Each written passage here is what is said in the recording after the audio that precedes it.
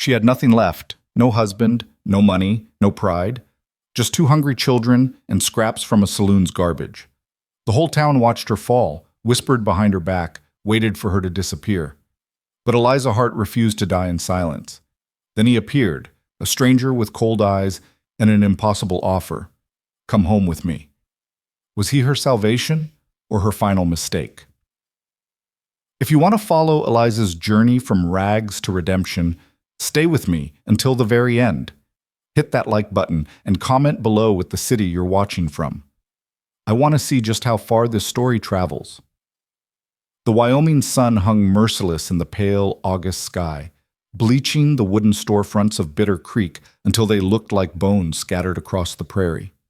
Heat shimmered above the dusty main street in waves that made the distant mountains dance and blur, and not a single soul moved through the afternoon stillness except the flies that gathered in black clouds around the horse troughs. Behind the Lucky Dollar saloon, where the shade offered the only mercy to be found, a woman crouched with her back pressed against the weathered planks. Her name was Eliza Hart, though she had stopped thinking of herself by any name at all. Names belonged to people with futures, with addresses, with reasons to introduce themselves.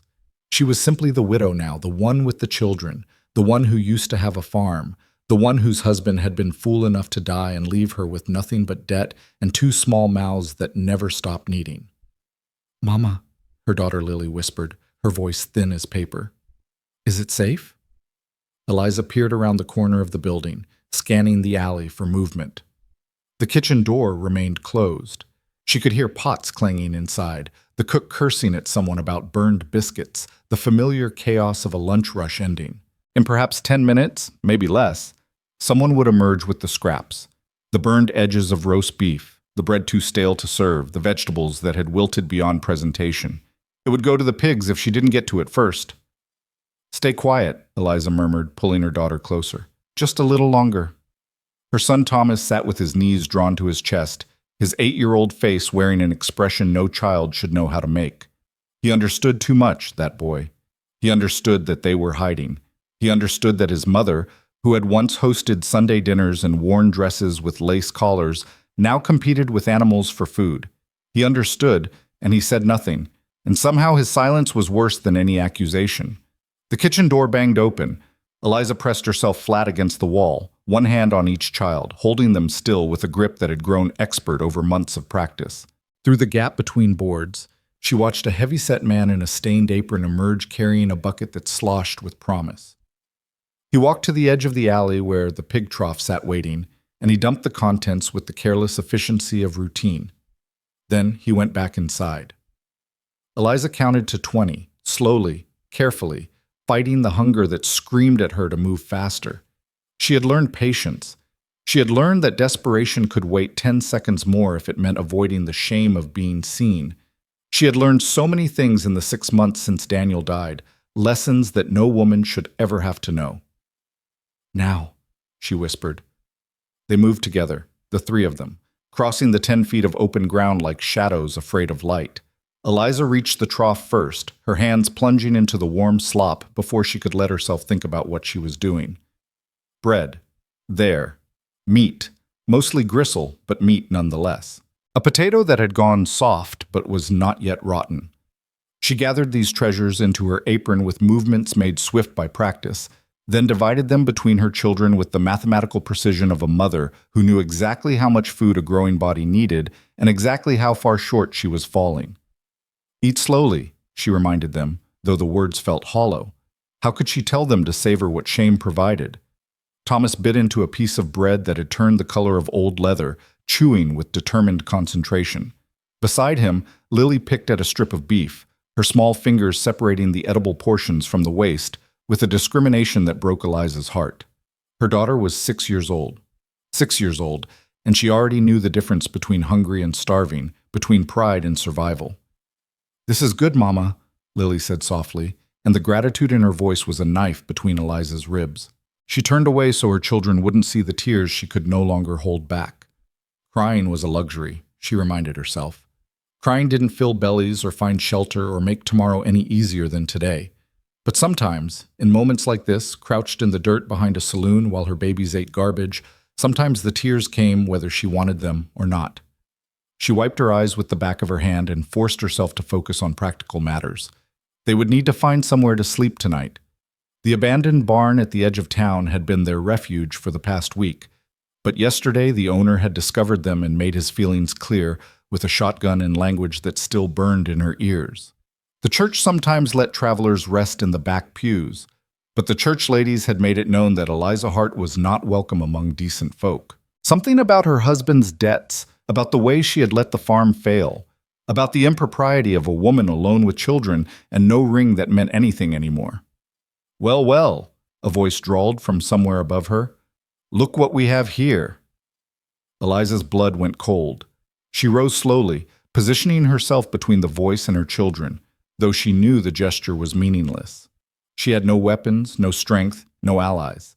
She had only the stubborn refusal to die quietly that had kept her alive this long. 3 men stood at the mouth of the alley, their faces shadowed by hat brims that couldn't hide their smirks. She recognized them, Carter Mills and his brothers, ranchers who thought their money gave them permission to treat the town like their personal property. Carter had made comments to her before, suggestions wrapped in smiles that made her skin crawl. She had ignored him then. She had been able to afford the luxury of ignoring him then. "Mrs. Hart," Carter said, taking a step closer. "I've been looking for you. I have nothing you want." Now that's not true at all. His gaze traveled over her in a way that made her want to scrub herself raw. A pretty widow, all alone in the world, no one to look after her interests. "I'd say you have plenty I want." Thomas stood up, his small hands balling into fists. "Leave my mama alone." Carter laughed, a sharp, ugly sound that bounced off the alley walls. "The boy has spirit. That's good. He'll need it." "Please." Eliza hated the word as it left her mouth, hated the crack in her voice, hated everything about this moment. "We're not bothering anyone. We'll be gone in an hour, I promise." "Gone where?" Carter spread his hands as if asking a reasonable question. "The church won't have you. The hotel certainly won't. I've heard the Women's Society has put out word that no respectable household should offer you work." He clicked his tongue in mock sympathy. "It's a hard world for a woman alone, Mrs. Hart. A very hard world indeed." He was close enough now that she could smell the whiskey on his breath, the tobacco in his clothes. His brothers had spread out behind him, blocking any escape route, trapping her against the weathered boards of the saloon. "But I'm a reasonable man," Carter continued, "and I've got a big house with plenty of room. All you'd have to do is keep me company, keep the house clean, keep my bed warm." He smiled, showing teeth that had gone yellow from years of neglect. "It wouldn't be so bad. Better than eating pig slop, anyway." Eliza's stomach heaved. "I'd rather starve." "Would you?" Carter's smile vanished, replaced by something cold and patient. "Would your children rather starve too?" She didn't answer, couldn't answer. The question lodged in her throat like a stone, choking off any response she might have formed. Because the terrible truth, the truth she would never speak aloud, not even in her darkest moments, was that she didn't know anymore. She didn't know where the line was, didn't know how much further she could fall before she lost herself entirely. She had already lost so much. Her home, her husband, her dignity. What was left to protect except her children? And if protecting her children meant, "That's enough," the voice came from behind the Mills brothers, quiet and flat as a prairie sky before a storm. All 3 men turned, and in the space their movement created, Eliza saw the speaker. He was tall. That was the first thing she noticed. Tall and broad-shouldered, with dark hair that needed cutting, and a face that might have been carved from the same stone as the mountains visible beyond the town. He wore the clothes of a working rancher, faded and practical, and he stood with his feet planted like a man who had no intention of moving for anyone. "Who the hell are you?" Carter demanded. "Caleb Rowan." Something shifted in the alley, some invisible current that made the Mills brothers exchange uncertain glances. Eliza had heard the name before. Rowan, the rancher who lived alone at the far edge of the valley, the one who came to town only when absolutely necessary and spoke to no one when he did. There were stories about him, whispered over afternoon tea and church socials. Stories about a dead wife, a lost child, a man who had buried his heart somewhere in the high country and never gone back for it. The Rowan place is 10 miles east of here, Carter said, recovering his composure. Long way to ride for business that doesn't concern you. Everything that happens in this town concerns me. Caleb Rowan's voice didn't rise, didn't sharpen. It simply existed, as immovable as the rest of him, including men who corner women in alleys. This is a private conversation. Not anymore. The silence stretched between them, taut as a rope about to snap. Eliza pressed her children against her legs, watching the standoff with breath held and heart pounding. She knew how these things usually ended. Men like Carter Mills didn't back down in public, didn't allow themselves to be embarrassed in front of an audience. And men like Caleb Rowan, men who spoke with that kind of quiet certainty, usually knew it. But Carter surprisingly laughed. "Fine," he said, stepping back with exaggerated courtesy. "Fine. Keep your trash, Rowan. She's not worth the trouble anyway." He tipped his hat to Eliza, the gesture somehow more insulting than anything else he'd done. "Think about my offer, Mrs. Hart. It won't last forever." Then he was gone, his brothers trailing behind him, their bootsteps fading into the afternoon heat until the alley held only silence. Eliza sagged against the wall, her legs suddenly unable to support her weight. Thomas and Lily clung to her skirt, their small faces pale with a fear they were too young to fully understand. "Thank you," she managed, though the words felt insufficient. "I don't know what would have happened if—" "I do." She looked up at that, met Caleb Rowan's eyes for the first time. They were gray, not the soft gray of morning fog, but the hard gray of winter ice on a frozen river, eyes that had seen things and stopped flinching from them long ago. "You should get your children out of this alley," he said. "It's not safe." A laugh escaped her before she could stop it, high and broken and completely without humor. "Nothing is safe, Mr. Rowan. That's the lesson I've learned these past months. There is no safety. There is no shelter. There is only the choice between one danger and another." He studied her for a long moment, his expression unreadable. Then his gaze dropped to the children still pressed against her sides, to Thomas's too thin arms and Lily's hollowed cheeks and the way they both shook despite the August heat. Something changed in his face, something that might have been recognition or memory or pain. "Where are you staying?" "Nowhere." She saw no point in lying. "We were sleeping in the Hendricks barn, but they found us yesterday. Tonight—" She shrugged, the gesture conveying everything words couldn't express. "Tonight we'll find somewhere else." "The children need food." "I'm aware of that, Mr. Rowan." The edge in her voice surprised her. She had thought all her edges worn smooth by desperation. "I'm doing the best I can." "Pig slop?" Heat flooded her cheeks. "At least it's something." Another long silence, during which Eliza became acutely aware of how she must look to him. Her dress stained and torn, her hair escaping from a bun that had been repinned so many times it no longer held any shape, her hands red and rough from washing other people's laundry for pennies when anyone would hire her at all. "How long has it been?" Caleb asked. "Since you ate?" The question caught her off guard. I don't... Mama ate yesterday," Thomas said quietly. "But only a little bit. She gave the rest to us." Caleb's jaw tightened, and for a moment something flickered in those winter-gray eyes, something hot and angry that made Eliza want to step back. But then it was gone, buried behind that impenetrable calm. "Get your things," he said. Eliza blinked. "What?" "Whatever you own, whatever you've saved, get it, now." "Mr. Rowan, I don't understand. You're coming with me." She stared at him, certain she had misheard. The words made no sense, could make no sense. She was a stranger to him, a destitute widow with nothing to offer anyone, a burden that even her own husband's family had refused to carry. Why would a man like Caleb Rowan, a man who by all accounts wanted nothing to do with any living soul, suddenly invite her to go anywhere? "I can't," she said, though the refusal felt hollow even as she spoke it.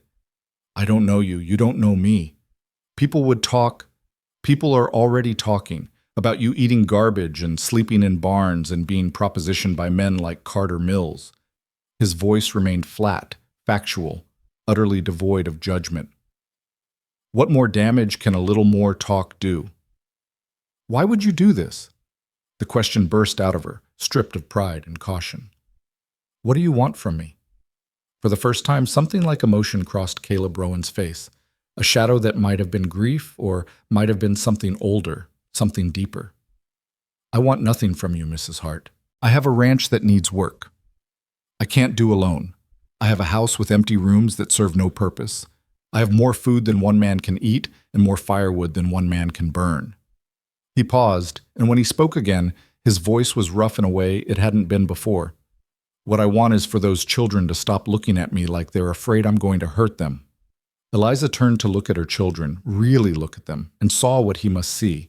Thomas standing rigid as a soldier, his jaw set against tears he was too proud to shed. Lily half hidden behind her brother, her grip on Eliza's skirt white-knuckled with terror. They had learned to be afraid of everything, of strangers, of sounds in the night, of the gnawing hunger that had become their constant companion. They had learned lessons that would take years to unlearn, if they ever could at all. I don't trust you, she said quietly. I wouldn't expect you to. I don't understand your motives. You don't need to. This could be worse than staying here. You could be worse than Carter Mills. At that, Caleb's expression shifted, the smallest crack in the stone facade. I could be. You'll have to decide for yourself whether I am. She looked at him, at this stranger who had appeared from nowhere with an offer that sounded like salvation and might be anything but. She looked at her children, at their hollow cheeks and hungry eyes. She looked at the alley around them, at the pig trough, and the scraps still clinging to her apron, and the life that had somehow become her only option. Mama, Thomas tugged at her sleeve, his voice barely above a whisper. I'm still hungry. 3 words.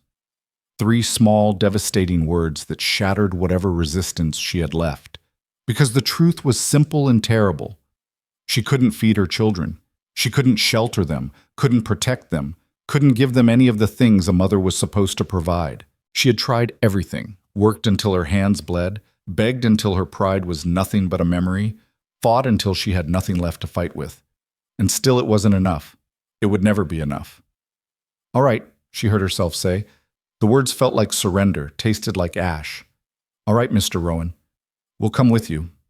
He nodded once, as if he had expected nothing else. Where are your things? Behind the church.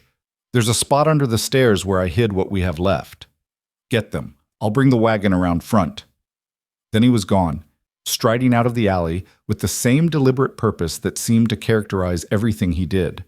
Eliza watched him go, feeling oddly unmoored, as if she had stepped off a cliff and was waiting to see whether she would fall or fly. Mama? Lily's voice trembled. Are we really going with that man?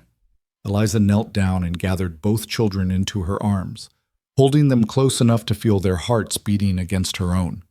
They smelled of dust and sweat and the lingering scent of the food they had scavenged, her beautiful children, reduced to creatures of survival. Yes, she said, though she wasn't sure if she was answering her daughter or convincing herself. Yes, we're going with him. Is he a bad man? I don't know, sweetheart. I truly don't know. Then why? Because sometimes, Eliza said quietly, you have to choose between the fear you know and the fear you don't. And right now, the fear I know is killing us. Thomas pulled back to look at her, his eyes too old, too knowing. I'll protect you, Mama. If he tries anything, I know you will. She smoothed the hair back from his forehead, marveling at the fierce determination in his young face. But let's hope it doesn't come to that. The wagon waited at the end of Main Street, plain and practical, pulled by 2 horses that looked as solid and unremarkable as their owner. Eliza climbed up onto the seat with her children, the bundle of their remaining possessions clutched in her lap like a talisman. 3 dresses, 2 for her and 1 for Lily. 2 shirts for Thomas, both wearing thin at the elbows. A hairbrush that had belonged to her mother, Daniel's Bible, though she hadn't been able to bring herself to open it since his funeral. These were the remnants of her former life, the evidence that she had once been someone with a home and a future. Caleb said nothing as he took up the reins. The wagon lurched forward, carrying them past the storefronts and the saloon and the church, where the Women's Society gathered to pray for the less fortunate, as long as the less fortunate stayed conveniently out of sight. People stared, Eliza felt their gazes like physical weight, the curiosity and judgment and gleeful anticipation of gossip. She saw Mrs. Henderson pause mid-stride on the wooden walkway, her mouth falling open in shock.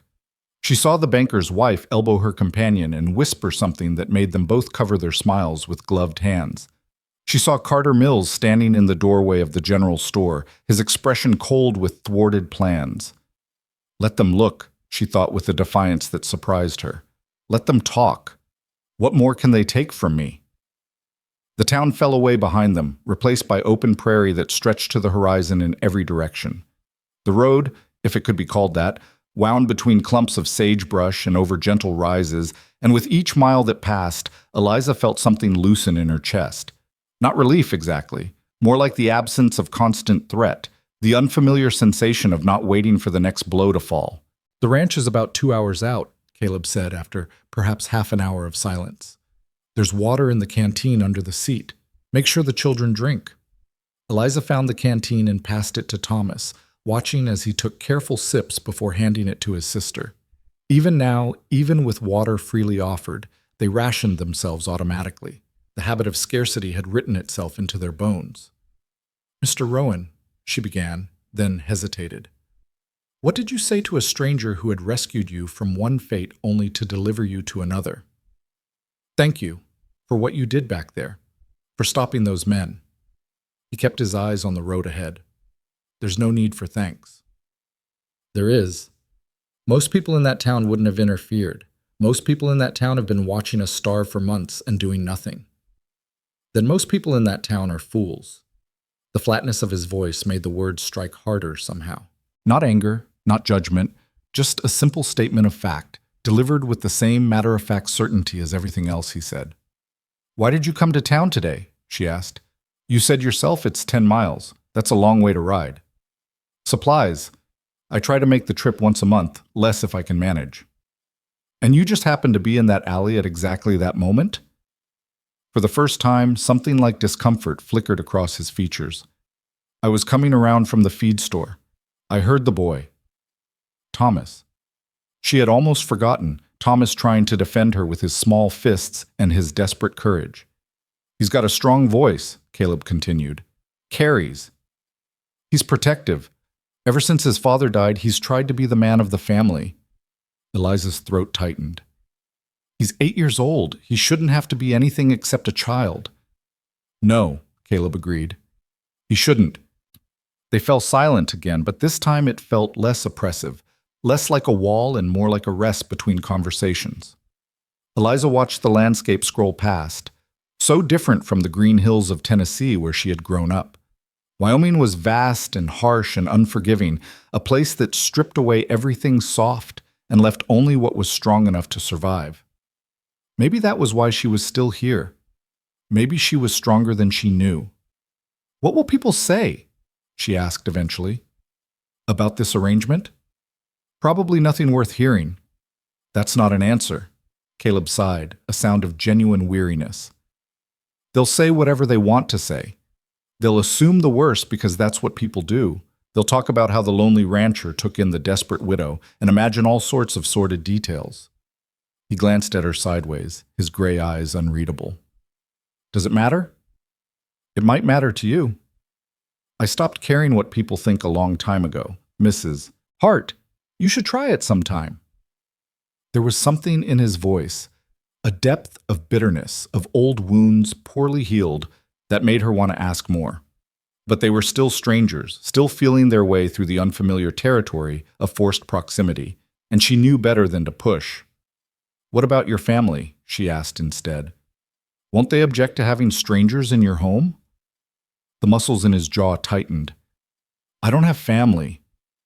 "I'm sorry, I thought people said you had a wife." "Had." The single word landed between them like a stone dropped into still water, rippling outward into silence.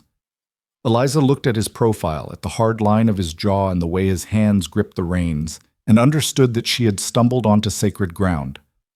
"I'm sorry," she said softly. "I shouldn't have asked." He didn't respond.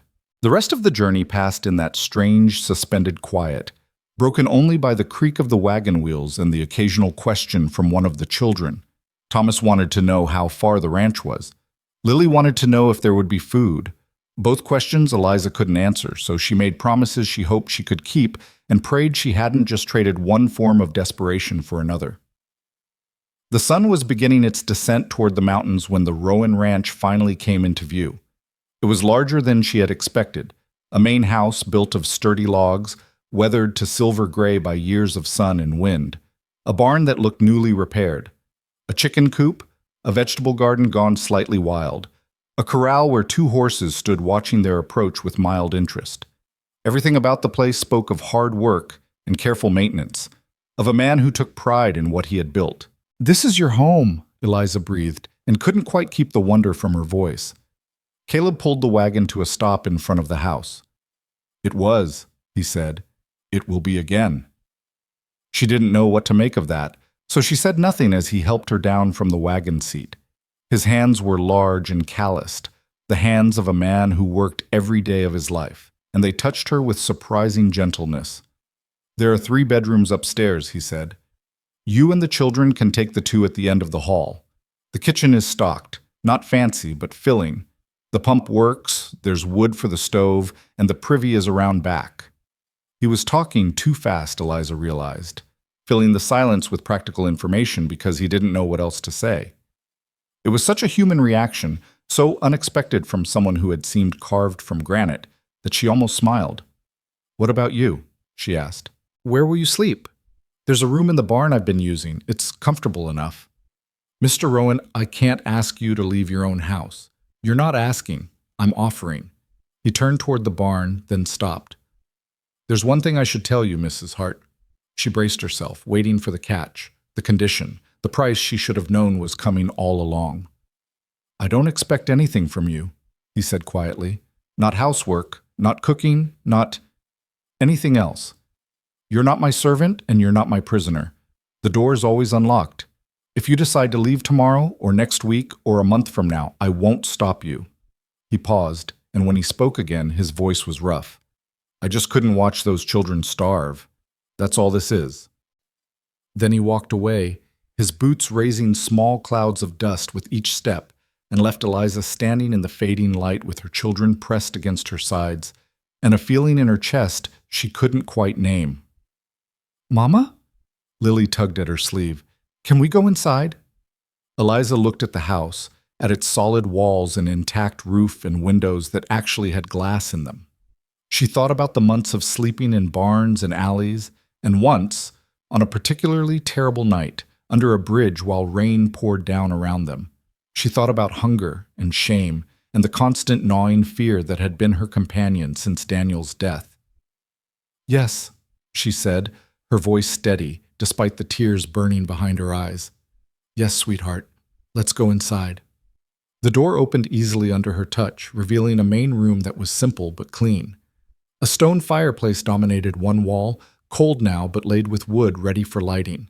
A rough-hewn table sat before it with 4 chairs. 4, she noted, as if he had always planned for company he never had. The kitchen was to the right, visible through an open doorway, and she could see shelves lined with preserved vegetables and a basket of eggs on the counter. Eggs, real eggs. She couldn't remember the last time her children had eaten eggs. "I'm going to make you breakfast for dinner," she announced, surprising herself with the decision. "Both of you go wash your hands at the pump, now." The children scurried off, and Eliza found herself alone in a stranger's house, surrounded by evidence of a life she didn't understand. There were no photographs on the walls, no decorations of any kind, just the sparse furnishings of a man who had stopped caring about anything beyond basic function. But everything was well-made and well-maintained, the work of hands that knew their craft. She moved to the kitchen, familiarizing herself with the space. The stove was a good one, cast iron that would hold heat well.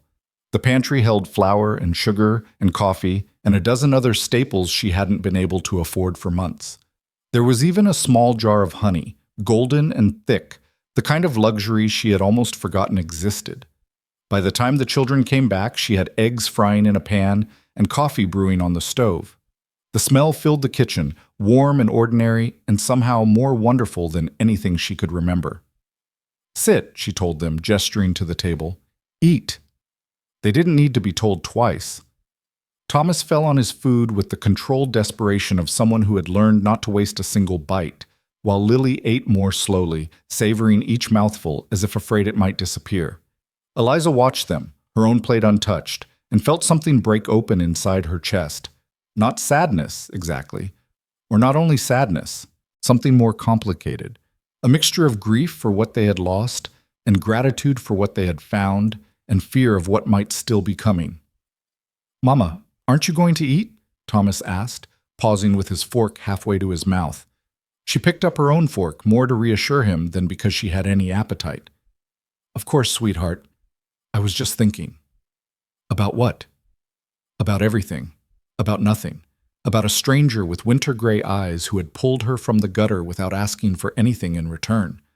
About the uncertain future stretching before them, full of possibilities both wonderful and terrible." "About how good these eggs are," she said finally. "Now finish yours before they get cold."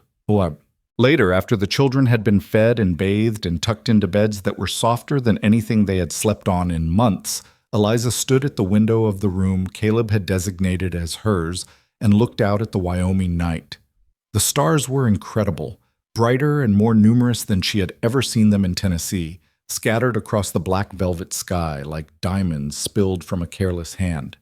The mountains rose dark against the horizon, and somewhere out there, in the barn she could barely see in the darkness, a man who was still mostly a stranger had given up his bed so that she could have a roof over her head. She didn't understand him, didn't understand his motives or his silences or the grief that seemed to hang around him like a second shadow. She didn't know what tomorrow would bring, didn't know if this sanctuary would last or if it would crumble like everything else she had tried to hold on to. But for tonight, just for tonight, her children were safe and fed and sleeping in real beds. For tonight, that was enough. Tomorrow she would worry about everything else. Tomorrow she would begin the impossible task of rebuilding a life from ashes. But tonight, Eliza Hart allowed herself something she hadn't felt in a very long time. Hope. It was small and fragile and easily broken. She knew that better than anyone. But it was there, flickering in her chest like a candle flame in a dark room. And for the first time since Daniel's death, she thought maybe, just maybe, she might survive. The first morning at the Rowan Ranch came soft and golden, sunlight spilling through the window in warm ribbons that fell across Eliza's face and pulled her gently from sleep. For a long, disoriented moment, she didn't know where she was. The bed beneath her was too soft, the sheets too clean, the silence too complete. Then memory returned in a rush, the alley, the stranger, the impossible offer, and she sat up with her heart pounding against her ribs. The children. She threw off the covers and crossed to the room next door, her bare feet silent on the wooden floor. But when she eased open the door, the panic drained from her body like water from a cracked vessel. Thomas and Lily lay tangled together in the center of the bed, their faces slack with the deep, untroubled sleep of children who had finally found safety. Lily's thumb had found its way to her mouth, a habit Eliza had thought broken months ago. Thomas had one arm thrown protectively over his sister, guardian even in dreams. Eliza stood in the doorway and watched them breathe, and felt something crack open in her chest that she had kept sealed tight for 6 months. Tears slipped down her cheeks before she could stop them. Not tears of sadness, not this time, but something rawer and more complicated. Relief, perhaps, or the beginning of it. She wiped her face with the back of her hand and made herself move. There was work to be done, routines to establish, a debt to begin repaying even if the man who had created it claimed he wanted nothing in return. She dressed quickly in the cleanest of her 2 dresses, the blue one, faded but decent, and twisted her hair into something approaching respectability. The face that looked back at her from the small mirror above the washstand was gaunt and tired, older than its 28 years, but there was something in the eyes that hadn't been there yesterday. Hope, she thought again, and the word felt less fragile this time. The house was quiet as she descended the stairs, but when she entered the kitchen, she found evidence that Caleb had already been there. A fresh bucket of water sat beside the pump. The stove had been lit, its warmth beginning to chase the morning chill from the room. And on the table, placed with careful precision, was a note written in a hand that was bold and slightly uneven, as if the writer was more accustomed to gripping reins than pens. Eggs in the coop, milk in the spring house, I'll be in the north pasture until midday. Help yourself to anything you need. No signature, no further explanation, just practical information delivered with the same matter-of-fact efficiency that seemed to characterize everything about Caleb Rowan. Eliza read the note twice, then folded it and slipped it into her pocket. She didn't know why she kept it. A reminder, perhaps, that this was real. That yesterday had actually happened. That she hadn't imagined a stranger's unexpected mercy. She found the eggs where he had promised, warm from the hens that clucked and fussed as she gathered them. The milk was in the spring house too, cool and fresh in a ceramic jug that sweated in the morning air. She carried both back to the kitchen and set about making breakfast with an efficiency born of years of practice, and when the children came stumbling down the stairs, still rubbing sleep from their eyes, she had plates waiting for them. "Mama." Lily's voice was hushed, almost reverent. "Is this all for us?" "Every bite." Eliza smoothed her daughter's tangled hair, working through the knots with gentle fingers. "Eat slowly. Your stomach isn't used to this much food." Thomas was already seated, his fork moving methodically from plate to mouth, but she noticed that he was watching the door, his body tense with a wariness that had become second nature. "Where is he?" he asked between bites. "The man." "His name is Mr. Rowan, and he's working in the pasture." "Is he coming back?" "It's his house, Thomas. Of course he's coming back." Her son's jaw tightened, and for a moment he looked so much like Daniel that Eliza's breath caught. The same stubborn set to his chin, the same protective fierceness in his eyes. "I don't trust him." "Neither do I," Eliza admitted. "Not yet. But he gave us food and shelter when no one else would, and until he proves otherwise, we're going to treat him with respect. Do you understand?" Thomas nodded reluctantly, but she could see the argument still brewing behind his eyes. He would watch Caleb Rowan like a hawk watches a snake, waiting for the strike that might never come. Her boy had learned hard lessons in the months since his father's death, lessons about trust and betrayal and the cruelty that people were capable of when they thought no one was watching. She couldn't blame him for his suspicion. She could only hope that time would prove it unnecessary. After breakfast, she set the children to small tasks, Thomas to gather kindling from the woodpile, Lily to help dry the dishes, and then she began to explore. The house, she discovered, was larger than it had seemed the night before. Besides the main room and kitchen on the ground floor, there was a small study lined with books that surprised her with their variety. Novels and poetry sat alongside practical volumes on animal husbandry and crop rotation. There was even a worn copy of Shakespeare's complete works, its spine cracked from frequent reading. She ran her fingers along the leather binding, wondering about the man who lived here. The house told a story of contradictions. Sparse furnishings, but well-made ones. No decorations, but shelves full of books. A kitchen stocked for a family, but only one set of dishes showing regular use. It was the home of someone who had once expected more from life and had learned to live with less. The upstairs held 3 bedrooms, as Caleb had said, plus a small room at the end of the hall that made Eliza stop in the doorway with her heart suddenly racing. It was a nursery.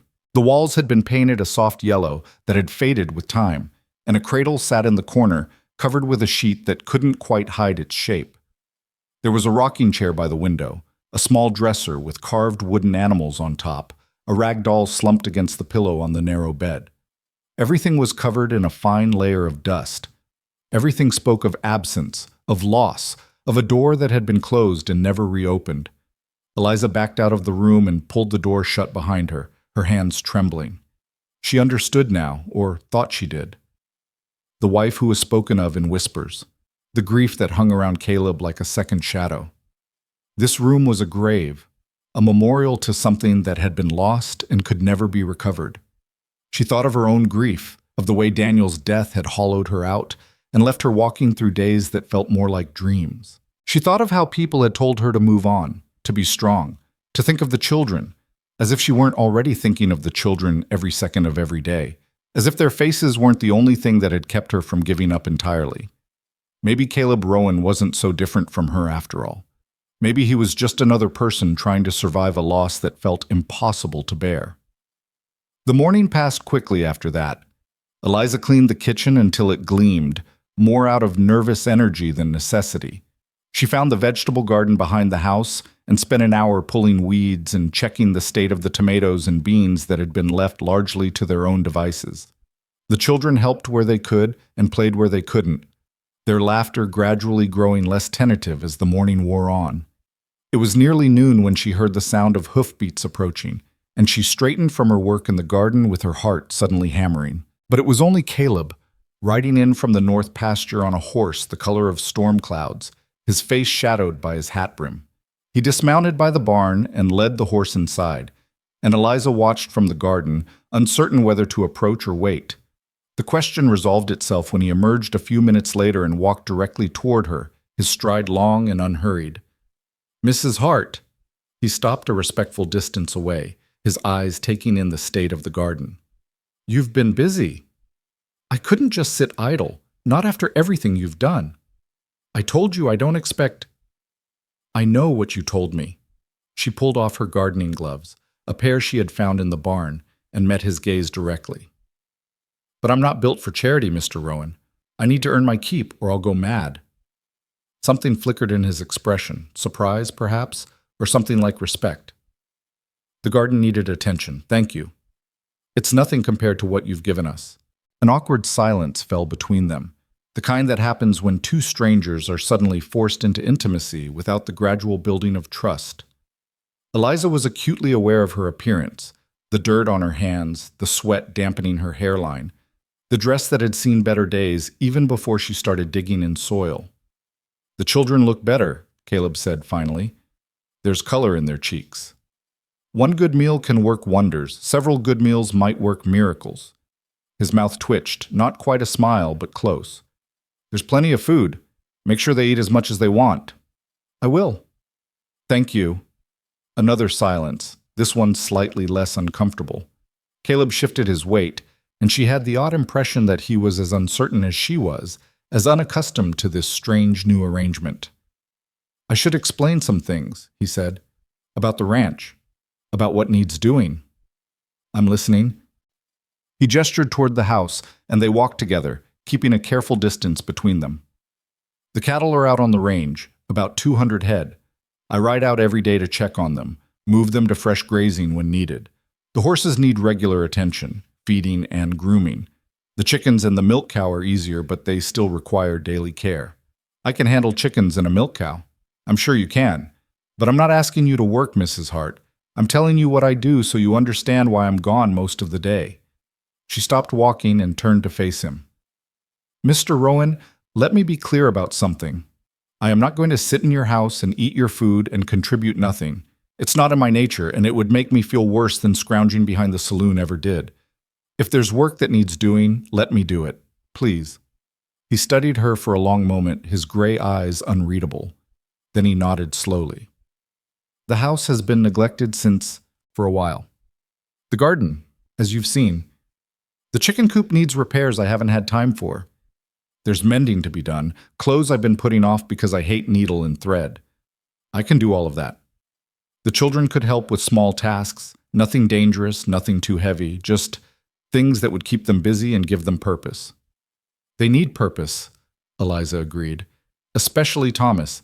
He's been carrying too much responsibility for too long, but he needs to feel useful, not coddled." "I understand." And somehow she believed he did.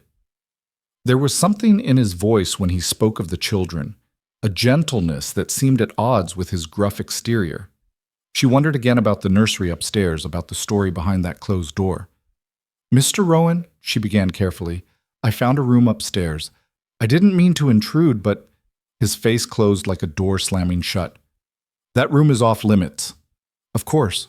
I'm sorry, I shouldn't have—" "It's fine." His voice was clipped, final. "Just leave it alone." She nodded, not trusting herself to speak. The pain in his eyes was so raw, so fresh, despite what must have been years of carrying it, that she felt like an intruder just for having seen it. They walked the rest of the way to the house in silence, and when they reached the porch, Caleb stopped. "I'm going to work in the barn this afternoon. There's tack that needs repairing, equipment to maintain.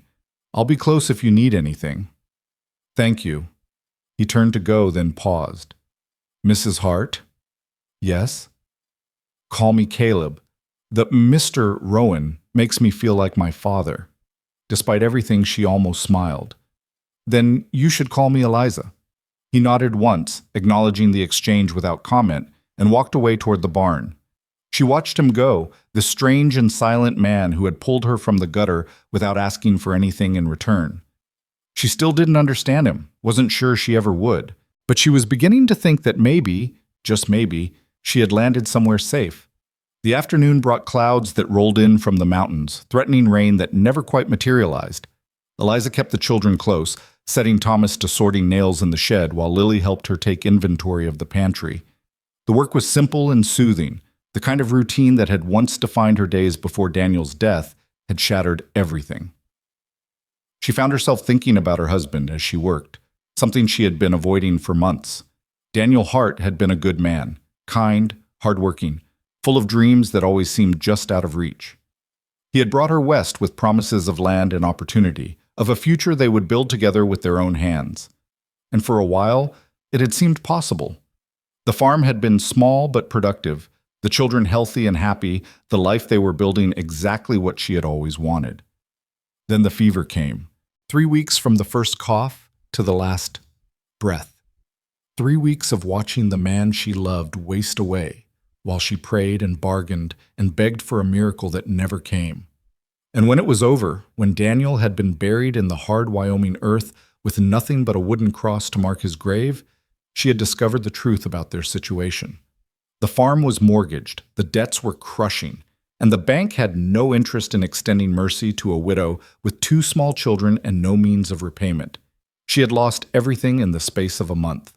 The farm, the furniture, even most of her clothes had been sold to satisfy creditors who circled like vultures around a dying animal. By the time the dust settled, she had nothing left but her children and the contents of a single carpet bag.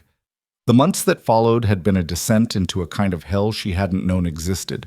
The good people of Bitter Creek had shown their true colors quickly. The women who had once shared recipes over her fence now crossed the street to avoid her. The men who had tipped their hats in greeting now looked through her as if she were invisible. She had applied for work at every business in town, had offered her services as a seamstress, a cook, a cleaner, a laundress. But no one would hire the widow Hart. Something about her situation, the scandal of poverty, the taint of failure, made her untouchable. And so she had fallen, by degrees, from respectable widow to desperate beggar. From sleeping in the boarding house to sleeping in barns. From buying food to begging for scraps. From pride to survival to something that was barely surviving at all. Until yesterday, until a stranger's shadow fell across her shame and changed everything. "Mama?" Lily's voice pulled her from her thoughts. "Why are you crying?" Eliza touched her cheek and found it wet. "I'm not crying, sweetheart. Just thinking." "About Papa?" "Yes, about Papa." Lily climbed into her lap, all 6 years of her pressing close for comfort she was too young to know how to give. "I miss Papa too." "I know you do. But I like it here, Mama. It's warm, and there's food, and the bed is soft." She paused, considering. "Is it bad to like it here? Does that mean I don't miss Papa enough?"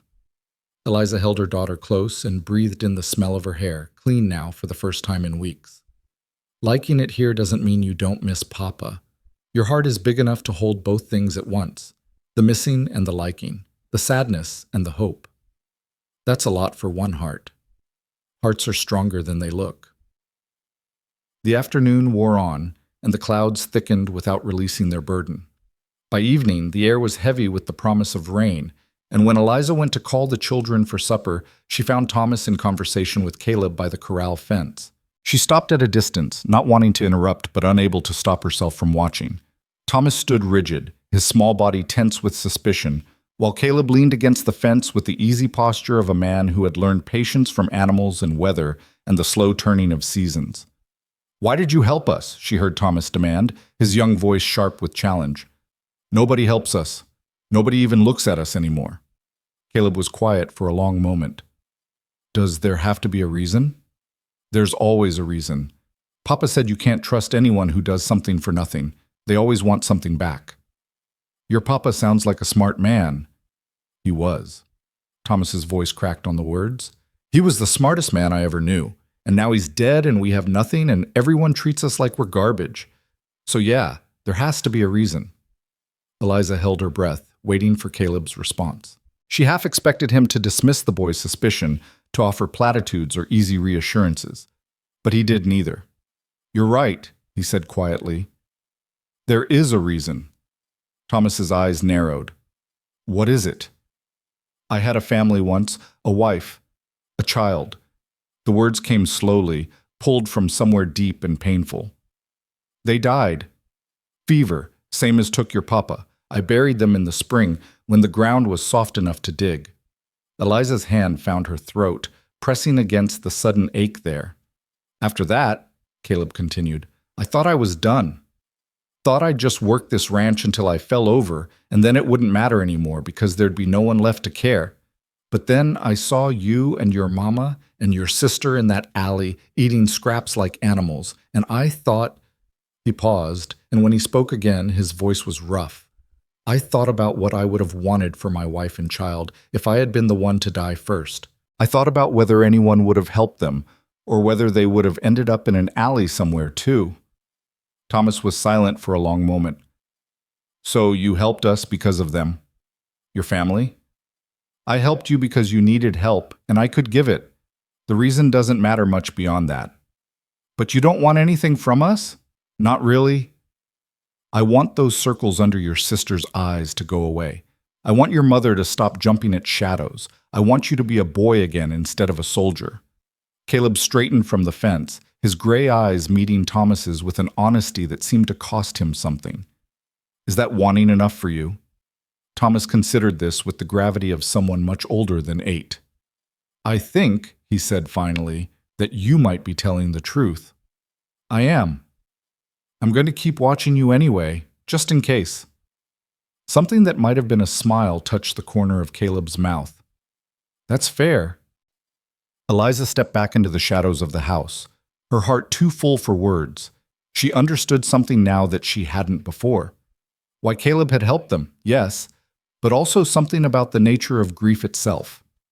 How it could hollow you out until there was nothing left but the shell of who you used to be. And how sometimes, unexpectedly, it could be the very thing that opened a door to something new. She wiped her eyes and called the children for supper, her voice steady despite the trembling in her chest. That night the rain finally came. It started slow, a gentle pattering on the roof that grew steadily louder until it became a drumming roar that drowned out all other sound. Eliza lay in bed listening to it, finding comfort in the noise after so many nights spent exposed to weather she couldn't escape. The children slept through the storm, exhausted by the day's activities and the safety of full bellies. But she couldn't quiet her mind enough to join them. She rose from bed and wrapped a shawl around her shoulders, then made her way downstairs to the kitchen. She would make tea, she decided. Something warm to settle her thoughts. But when she reached the bottom of the stairs, she found she was not alone. Caleb stood at the window, his back to her, watching the rain sheet down in silver curtains. He wore only a shirt and trousers, his feet bare on the wooden floor, and something about the vulnerability of his posture made her hesitate in the doorway. Can't sleep? He asked without turning around. How did you know I was here? Heard the stairs creak. She moved to stand beside him, keeping a respectful distance. The window showed nothing but darkness and rain, the lamplight reflecting their ghostly images back at them. I couldn't sleep either, she admitted. Too much thinking. Dangerous habit, thinking. So I've been told. They stood in silence for a moment, watching the storm together. The thunder had faded, leaving only the rain and the distant drip of water finding its way through gutters. I heard what you said to Thomas, Eliza said quietly. About your family. Caleb's shoulders tightened, but he didn't turn away. I don't usually talk about them. I know, I'm sorry if... Don't be. He finally turned to look at her, and in the lamplight his face seemed softer somehow, the hard edges worn down by the darkness.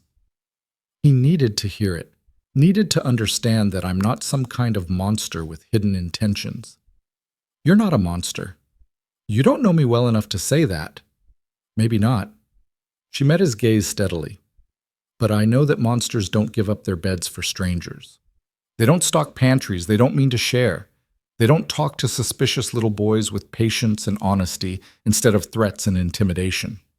Something shifted in his expression. Surprise, perhaps, at being seen so clearly. You notice a lot. I've learned to notice. It's how you survive when you have nothing else. The rain continued its assault on the roof, filling the silence that stretched between them.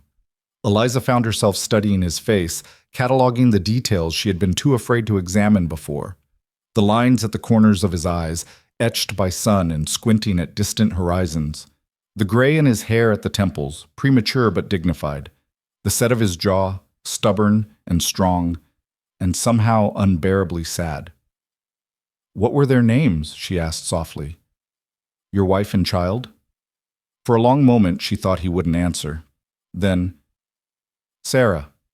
And the boy was Benjamin. He was only 2 when—" He couldn't finish the sentence, didn't need to. "I'm sorry," Eliza said, though the words felt inadequate. "I'm so sorry. It was 4 years ago. Sometimes it feels like yesterday. Sometimes it feels like a lifetime. Grief is strange that way. It doesn't follow any rules." "No," he agreed. "It doesn't." They stood together in the rain-washed darkness, 2 strangers bound by loss and circumstance, and something passed between them that Eliza couldn't name. Not attraction, not exactly, though she wasn't blind to the way the lamplight gilded his features or the solid strength of his presence beside her. It was something quieter than that, recognition, perhaps. The acknowledgement that they were both survivors of the same war, carrying the same wounds, trying to find a way forward through the wreckage. "You should sleep," Caleb said finally. "Morning comes early on a ranch." "So I'm learning." He moved toward the door that led to the barn, then stopped. Eliza. Her heart stuttered at the sound of her name in his voice, rough and soft at once. "The children," he said. "Thomas and Lily. They're good children. You've done well with them, despite everything." The compliment hit harder than she expected, cracking something loose in her chest. "Thank you. That means more than you know." He nodded once, that brief acknowledgement she was beginning to recognize as his way of ending conversations, and then he was gone. Out into the rain, across the yard to the barn, disappearing into the darkness like a ghost. Eliza stood at the window for a long time after he left, watching the storm spend itself against the mountains. Her mind was full of questions without answers, possibilities without guarantees, the uncertain future that stretched before her like an uncharted map. But for the first time in months, the future didn't terrify her. It was still frightening, still unknown, still full of dangers she couldn't predict. But there was something else now, something that hadn't been there yesterday. A foundation, however fragile. A roof against the rain. A stranger who was becoming, by slow degrees, something more. She climbed the stairs and returned to her room, and when sleep finally came, she dreamed of yellow nurseries and small wooden animals, and a voice that said, "You belong here." The dream felt like a promise. Or maybe, she thought as consciousness faded, it was just the beginning of hope becoming something stronger. Something that might, with time and care and the steady accumulation of ordinary days, become a life worth living again. The rain continued through the night, washing the dust from the windows and the weariness from her soul. And in the barn, in the small room he had made his refuge from memory and loss, Caleb Rowan lay awake and listened to the storm and thought about the woman sleeping in his house, the widow with the fierce eyes and the broken pride, and the children who looked at him like he might be either salvation or destruction. He didn't know which he was yet, but for the first time in 4 years, he wanted to find out. The weeks that followed settled into a rhythm that Eliza had almost forgotten existed. The quiet predictability of days that began with sunrise and ended with the last light fading behind the mountains. She rose each morning before the children woke, lit the stove, gathered eggs from the coop, and had breakfast waiting by the time small feet came padding down the stairs. Caleb would appear briefly to collect coffee and whatever food she pressed into his hands, then disappear into the endless work of the ranch until evening brought him back, tired and quiet, and somehow less distant than he had been the day before. It was not happiness exactly. The wounds were too fresh for that, the scars too raw. But it was something close to peace, a ceasefire in the war she had been fighting since Daniel's death. Thomas began to thaw first, his rigid suspicion softening into cautious curiosity as the days passed without threat or betrayal. Eliza watched him follow Caleb to the barn one morning, keeping a careful distance but drawn by something stronger than his fear. He came back 2 hours later with dirt on his knees and a light in his eyes she hadn't seen in months. "Mr. Rowan let me help with the horses," he announced, his voice trying for casual and failing completely. "He says I have good hands. Steady." "That's wonderful, sweetheart. He's going to teach me to ride properly, not like Papa did, with the plow horse. Really ride. On a real horse." The mention of Daniel sent a familiar pang through her chest, but she kept her smile steady. "I'm glad. You'll be a fine rider." "Mama?" Thomas hesitated, something shifting in his expression. "Is it okay? To like him, I mean. To like being here. It doesn't mean I've forgotten Papa, does it?" She knelt down and took his face in her hands, looking into eyes that were so like her own. "Your Papa would want you to be happy, Thomas. He would want you to learn and grow and become the man he always knew you could be. Liking it here, liking Mr. Rowan, that's not betrayal. That's survival. And surviving is the best way to honor the people we've lost." He nodded slowly, the tension in his shoulders easing. "Okay, I wanted to make sure." "I'm sure, sweetheart. Now go wash up. Lunch is almost ready." Lily's transformation was gentler, slower, but no less profound. The hollows in her cheeks began to fill out, the shadows under her eyes fading with each night of restful sleep. She discovered the chickens and adopted them as her personal responsibility, naming each one and reporting their daily activities to anyone who would listen. One morning, Eliza found her sitting on the porch with Caleb, the two of them watching the sunrise in companionable silence while Lily chattered about which hen had laid the most eggs that week. "Henrietta is the best," Lily was saying with grave authority. "She gives 2 eggs almost every day. But Mabel is lazy. She just sits in the corner and looks at everyone like she's too good for laying." "Some chickens are like that," Caleb agreed, his voice carrying that same gentle patience she had heard him use with Thomas. "Got to accept them as they are." "Mama says people are like that too. Some work hard and some just sit and judge everyone else." "Your mama is a smart woman." Lily beamed at him, all 6 years of her radiating approval. "I like you, Mr. Rowan. You're nice." Something flickered across Caleb's face, pain perhaps, or something like it. But when he spoke, his voice was steady. "I like you too, Miss Lily. You're good company."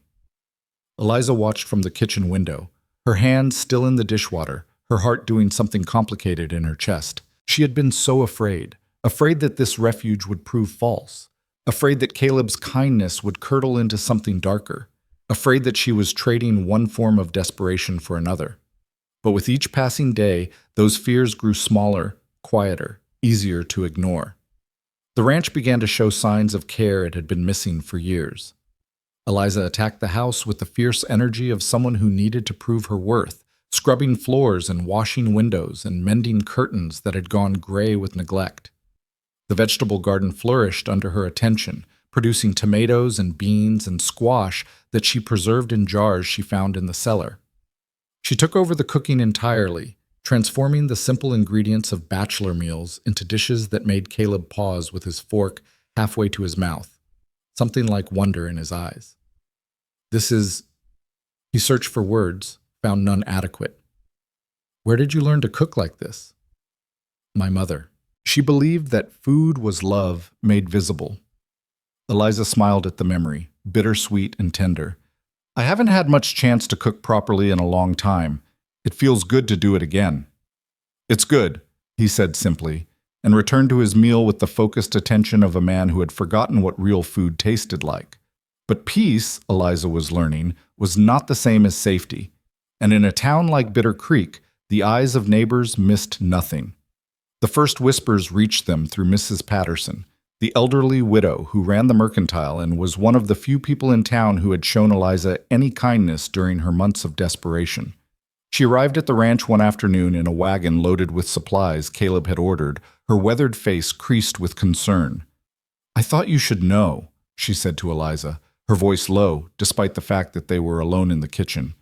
"People are talking." Eliza's stomach tightened, but she kept her voice calm. People are always talking, Mrs. Patterson. It's what they do best. This is different. The older woman glanced toward the window, as if checking for listeners.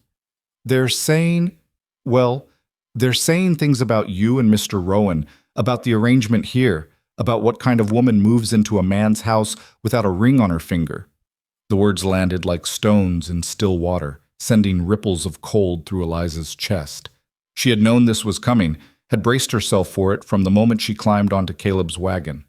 But knowing something intellectually was different from feeling it, the sharp edge of judgment, the weight of assumptions made by people who had never bothered to understand. "It's not like that," she said quietly. We've never. I know, child, I know." Mrs. Patterson reached out and patted her hand with papery fingers. "But what I know and what people choose to believe are two different things. The Women's Society has been particularly vocal. Mrs. Henderson has made it her personal mission to spread the story far and wide." "Of course she has." Eliza's voice came out bitter despite her best efforts. "She's been looking for reasons to destroy me since Daniel died. She's a small woman with a smaller heart, but she has influence and she's using it. There's talk of bringing the matter before the church, of making it official." "Official how?" Mrs. Patterson's face told her everything she needed to know. "They want to declare your living here immoral, want to pressure Mr. Rowan to send you away. Or worse." "Worse?" "There's been mention of, I don't want to say it, dear, but women in your situation have been run out of towns before, and not always gently." The kitchen felt suddenly cold despite the afternoon sun streaming through the windows. Eliza thought of her children, of the peace they had finally found, of the light that had begun to return to their eyes. She thought of everything she had endured to keep them safe, the hunger, the humiliation, the endless degradation of poverty, and felt something hot and fierce rise up in her chest. "I won't leave," she said, her voice steady with a strength she hadn't known she possessed. "They can talk all they want, but I won't leave. Not unless Caleb asks me to." Mrs. Patterson studied her for a long moment, something like respect flickering in her faded eyes. "You're stronger than they think you are, Eliza Hart. Don't let them break you." "I won't." But after the older woman left, Eliza sat alone at the kitchen table and let the strength drain out of her. The whispers were just beginning. Soon they would become shouts, and then actions, and then what? She had seen how quickly a community could turn on someone it decided was unworthy. She had lived it, had felt the cold shoulder of neighbors who had once smiled at her across church pews. She couldn't put Caleb through that, couldn't let his kindness become his ruin. When he came in that evening, tired and dusty from a day spent mending fences in the far pasture, she was waiting for him at the table. The children had been sent to bed early with stories and promises, and the house was quiet except for the crackle of the fire and the distant song of crickets. "Something's wrong," Caleb said immediately, reading her face with an accuracy that surprised her. "What happened?" "Mrs. Patterson came today." He sat down across from her, his gray eyes steady on hers. "And?" "The town is talking. About us. About this arrangement." She forced herself to hold his gaze. "They're saying that we're... I can imagine what they're saying. They want me gone, Caleb. They want to run me out of town, or worse. And if I stay here, if I keep living under your roof, they'll come after you too. They'll destroy your reputation, your business, everything you've built." Something hardened in his jaw. "Let them try. You don't understand. These people, the Women's Society, they have power. They can make your life impossible. They can turn every merchant against you, every rancher, every person you might ever need to do business with. I've seen them do it before. I've been on the receiving end of it. I know what they're capable of." His voice was flat, controlled, but she could see the anger burning beneath the surface. "I've lived in this town for 15 years, Eliza. I've watched them destroy people for sport. I've watched them pat themselves on the back while they ruined lives and called it righteousness. Then you know why I have to leave." The words hung in the air between them, heavy and final. Eliza felt tears pressing against the backs of her eyes, but she refused to let them fall. She had made her decision. She had to protect him, protect her children, protect whatever fragile thing had begun to grow in this house. No. Caleb's voice cut through her thoughts like a blade. You don't have to leave. You're not going anywhere. Caleb, listen to me. He leaned forward, his intensity suddenly filling the space between them. I don't care what they say. I don't care what they think. The only opinions that matter to me are the ones in this house, yours and those children's and mine. Everything else is just noise. It's not just noise when they come with torches and pitchforks. Then I'll meet them at the gate with a rifle and they can explain their righteousness to the barrel. You can't fight an entire town. Watch me. She stared at him, this man she had known for barely a month, and felt something shift inside her chest. He meant it. She could see it in every line of his body, hear it in every word he spoke. He would fight for her. He would stand against the whole world if that's what it took to keep her and her children safe. No one had ever fought for her before. Not like this. Not without conditions or expectations or hidden agendas. Why? The word came out broken, desperate. Why would you risk everything for us? We're nothing to you. Strangers you pulled out of an alley. You could have anyone, any respectable woman in the territory. Why this? Why us? Caleb was silent for a long moment, and when he finally spoke, his voice was rough, with something she couldn't quite identify. Because I was dead before you came here. He held her gaze, letting her see past the walls he had built, past the stone and the silence and the years of solitary grief. I was walking and breathing and working, but I was dead inside. I buried my heart with Sarah and Benjamin, and I thought that was the end of it. I thought I'd just exist until existing wasn't required anymore. Eliza couldn't breathe, couldn't move, could only watch as this man who never spoke of anything personal laid himself bare before her. Then I saw you in that alley, he continued. Saw you feeding your children garbage while the whole town looked the other way. Saw that boy of yours trying to protect you with nothing but his small fists and his desperate courage. And something woke up inside me that I thought had died forever. Caleb, you asked me once why I helped you. I told you I couldn't watch those children starve. That was true. But it wasn't the whole truth. He took a breath, steadying himself. The whole truth is that when I looked at you, at your pride and your pain and your refusal to give up even when giving up would have been easier, I saw something I had forgotten existed. I saw hope. And I couldn't let that die, Eliza. I couldn't watch hope die again. The tears she had been fighting finally broke free, streaming down her cheeks in hot rivers she couldn't control. She wanted to speak, wanted to tell him that she understood, that she felt the same pull toward him, that somewhere in the weeks of shared meals and quiet conversations and the slow building of trust, something had changed inside her too, but the words wouldn't come. Everything she felt was too big, too new, too terrifying to put into language. Caleb reached across the table and took her hand, the first time he had touched her since helping her down from the wagon that first day. His palm was rough and warm, calloused from years of work, and the contact sent a shock through her system that she felt in her bones. Stay, he said simply. Let them talk. Let them judge. Let them do whatever they need to do to feel righteous and superior, but don't let them win. Don't let them take this from you, from us, before we even know what it could become. What could it become? I don't know.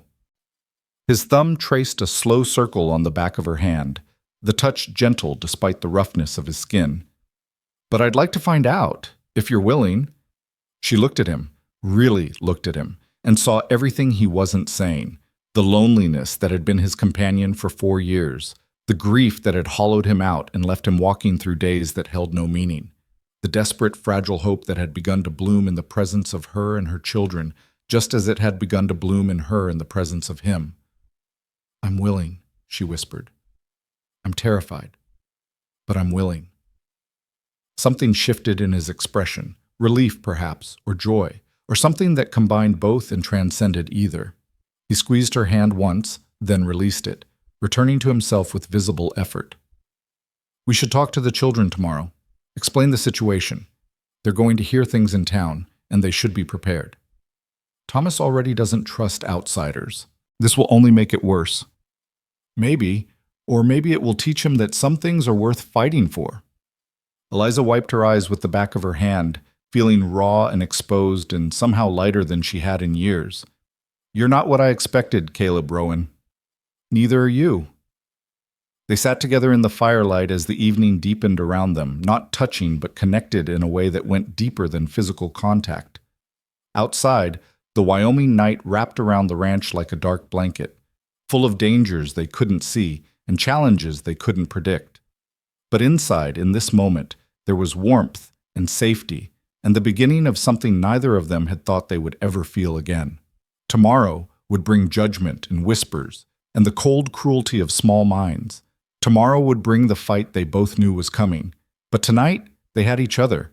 And for the first time in longer than either could remember, that felt like enough. The confrontation came sooner than Eliza had expected. 3 days after Mrs. Patterson's warning, a delegation arrived at the ranch in a wagon so polished it seemed to glow in the afternoon sun. Mrs. Henderson sat in front, her iron gray hair pinned beneath a hat that cost more than Eliza had earned in the past year. Behind her sat 2 other women from the society, Mrs. Baker, whose husband owned the bank that had foreclosed on Daniel's farm, and Mrs. Collins, the minister's wife, whose presence lent the visit an air of official sanction. Eliza saw them coming from the kitchen window and felt her stomach drop, but she straightened her spine, smoothed her apron, and walked out onto the porch to meet them with her head held high. "Mrs. Henderson," she made her voice polite, neutral. "Ladies, what brings you all the way out here?" "I think you know very well what brings us, Mrs. Hart." Mrs. Henderson's voice could have frozen water in August. "We've come to discuss your situation." "My situation." "Your living arrangements, your presence in the home of an unmarried man, your flagrant disregard for decency and moral standards." "I wasn't aware that accepting shelter for my starving children was a moral failing," Mrs. Baker sniffed. "Don't play innocent with us. We all know what goes on in houses where unmarried men and women cohabitate. The sin? The impropriety? Nothing improper has happened in this house." Eliza's voice was steady despite the anger building in her chest. "Mr. Rowan has been nothing but respectful. He sleeps in the barn. I sleep in the house with my children. There is nothing for you to concern yourselves with." "Your word," Mrs. Henderson said coldly, "is hardly sufficient proof. The appearance of impropriety is nearly as damaging as the act itself. Surely you understand that." "What I understand is that you've come here to judge me without evidence, condemn me without trial, and feel righteous about destroying the only security my children have ever known since their father died." Eliza descended the porch steps, moving closer to the wagon despite every instinct telling her to retreat. "What I understand is that not one of you lifted a finger to help me when I was starving in your streets. Not one of you offered food or shelter or even basic human kindness. You watched me fall, and you did nothing." "We tried to help," Mrs. Collins began, but Eliza cut her off. "You tried to help by telling every merchant in town not to hire me. You tried to help by whispering to every household that I was too tainted to work in their kitchens. You tried to help by making sure that every door in Bitter Creek was closed to me and my children." She was shaking now, months of humiliation and fear finally finding an outlet. "Don't you dare stand there and pretend you wanted anything but my destruction." Mrs. Henderson's face had gone red with fury. "How dare you speak to us this way? We are respectable women." "You are vultures," Eliza's voice cracked like a whip. "Feeding on the misery of others and calling it moral obligation. Well, I'm done being your meal. I'm done apologizing for surviving. And I'm done pretending that your opinion matters to anyone with a conscience." "You will regret this." Mrs. Henderson's eyes were narrow and cold. "We will make sure of it." "Is that a threat, Mrs. Henderson?" The voice came from behind Eliza, deep and flat, and utterly without warmth. She turned to find Caleb standing in the yard, his rifle cradled casually in the crook of his arm. She hadn't heard him approach, hadn't known he was even nearby, but the sight of him standing there, solid and calm and unmistakably dangerous, sent a rush of relief through her body. "Mr. Rowan?" Mrs. Henderson's tone shifted, becoming slightly less certain. "We've come to discuss—" "I heard what you've come to discuss. I've been listening for the past 5 minutes." He moved to stand beside Eliza, close enough that she could feel the heat radiating from his body. And I want to make something very clear to you ladies. Mrs. Hart is a guest in my home. She is here because she needed help, and I was able to provide it. What happens under my roof is my business and no one else's. But surely you understand. What I understand is that you've come onto my property to harass a woman who has done nothing wrong. What I understand is that you're so desperate for something to feel superior about that you're willing to destroy an innocent family to get it. His voice hadn't risen, but the intensity of it made the women in the wagon shrink back. What I understand is that if I ever see any of you on my land again, I won't be nearly as polite about asking you to leave. Mrs. Henderson's face had gone pale beneath her expensive hat. You can't threaten us. I'm not threatening anyone. I'm stating facts. This is my property. You're not welcome on it. The conversation is over. For a long moment, no one moved. Then Mrs. Baker leaned over and whispered something to the driver, and the wagon began to turn, its polished wheels raising small clouds of dust as it retreated down the road toward town. Eliza stood watching until it disappeared over the first rise, her heart still pounding from the confrontation. Then she turned to Caleb, who was standing with his jaw set and his eyes fixed on the horizon. Thank you, she said quietly. You didn't have to. Yes, I did. He finally looked at her, and she saw something fierce burning in his gray eyes. No one speaks to you that way. Not while I'm breathing. They'll come back. This isn't over. I know. They'll bring the minister next time, or the sheriff, or both. Let them. She reached out and touched his arm, feeling the tension coiled in his muscles. Caleb, you can't fight everyone. You can't. I can try. He covered her hand with his own, holding it against his arm. Eliza, I meant what I said the other night. I don't care what they think, what they say, what they try to do. You and those children are staying here. This is your home now, and I will defend it with everything I have. Your home, she echoed softly. You said your home. Something shifted in his expression, a vulnerability she had never seen before. I did. Is that all right? She looked at him, this man who had pulled her from the gutter, who had given her children a future, who was willing to stand against an entire town to protect them. She thought about everything she had lost and everything she had found, about grief and hope and the impossible miracle of second chances. It's more than all right, she said, and watched the tension drain from his shoulders. It's everything. That night, after the children were in bed and the house was quiet, Eliza sat on the porch and watched the stars emerge one by one above the mountains. She heard the door open behind her, felt Caleb's presence before he settled into the chair beside her. I've been thinking, he said quietly. About what?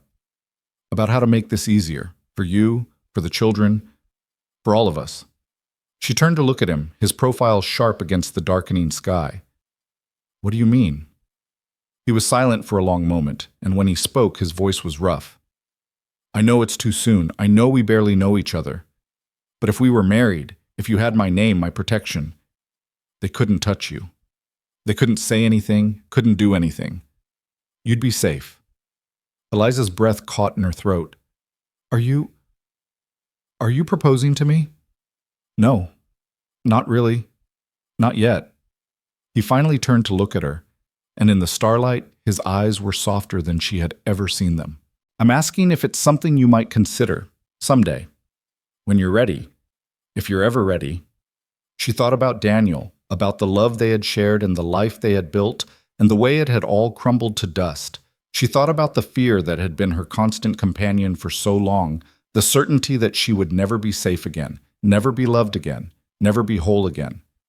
And then she thought about Caleb, his steady presence, his quiet strength, the way he looked at her children like they were precious beyond measure.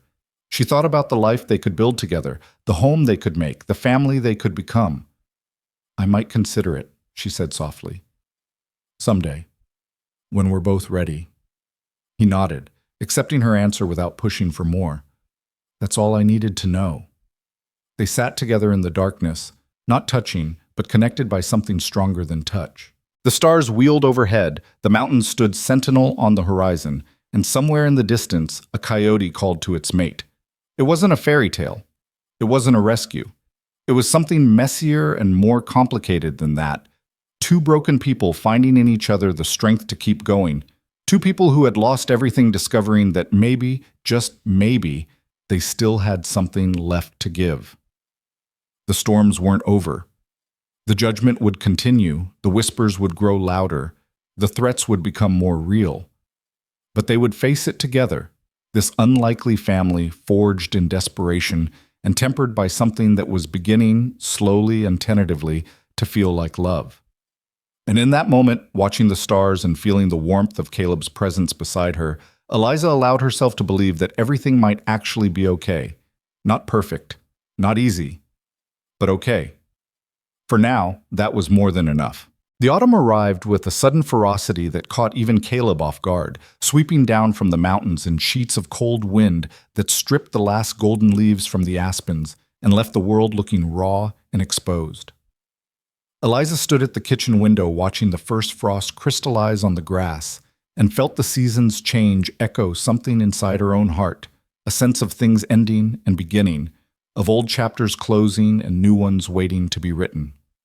2 months had passed since the confrontation with Mrs. Henderson and the Women's Society. 2 months of whispers and cold shoulders in town, of merchants who suddenly had no change to make or goods to sell whenever she appeared at their counters. 2 months of Caleb's steady presence, his quiet protection, his patience that never seemed to waver no matter how heavy the burden became. The children had flourished despite it all, or perhaps because of it. Thomas had grown 2 inches and gained back the weight he had lost during their months of starvation, his face filling out until he looked like the healthy 8-year-old boy he was supposed to be. He spent his mornings helping Caleb with the horses and his afternoons devouring the books from the study, working his way through adventure stories and histories with an appetite that reminded Eliza painfully of Daniel.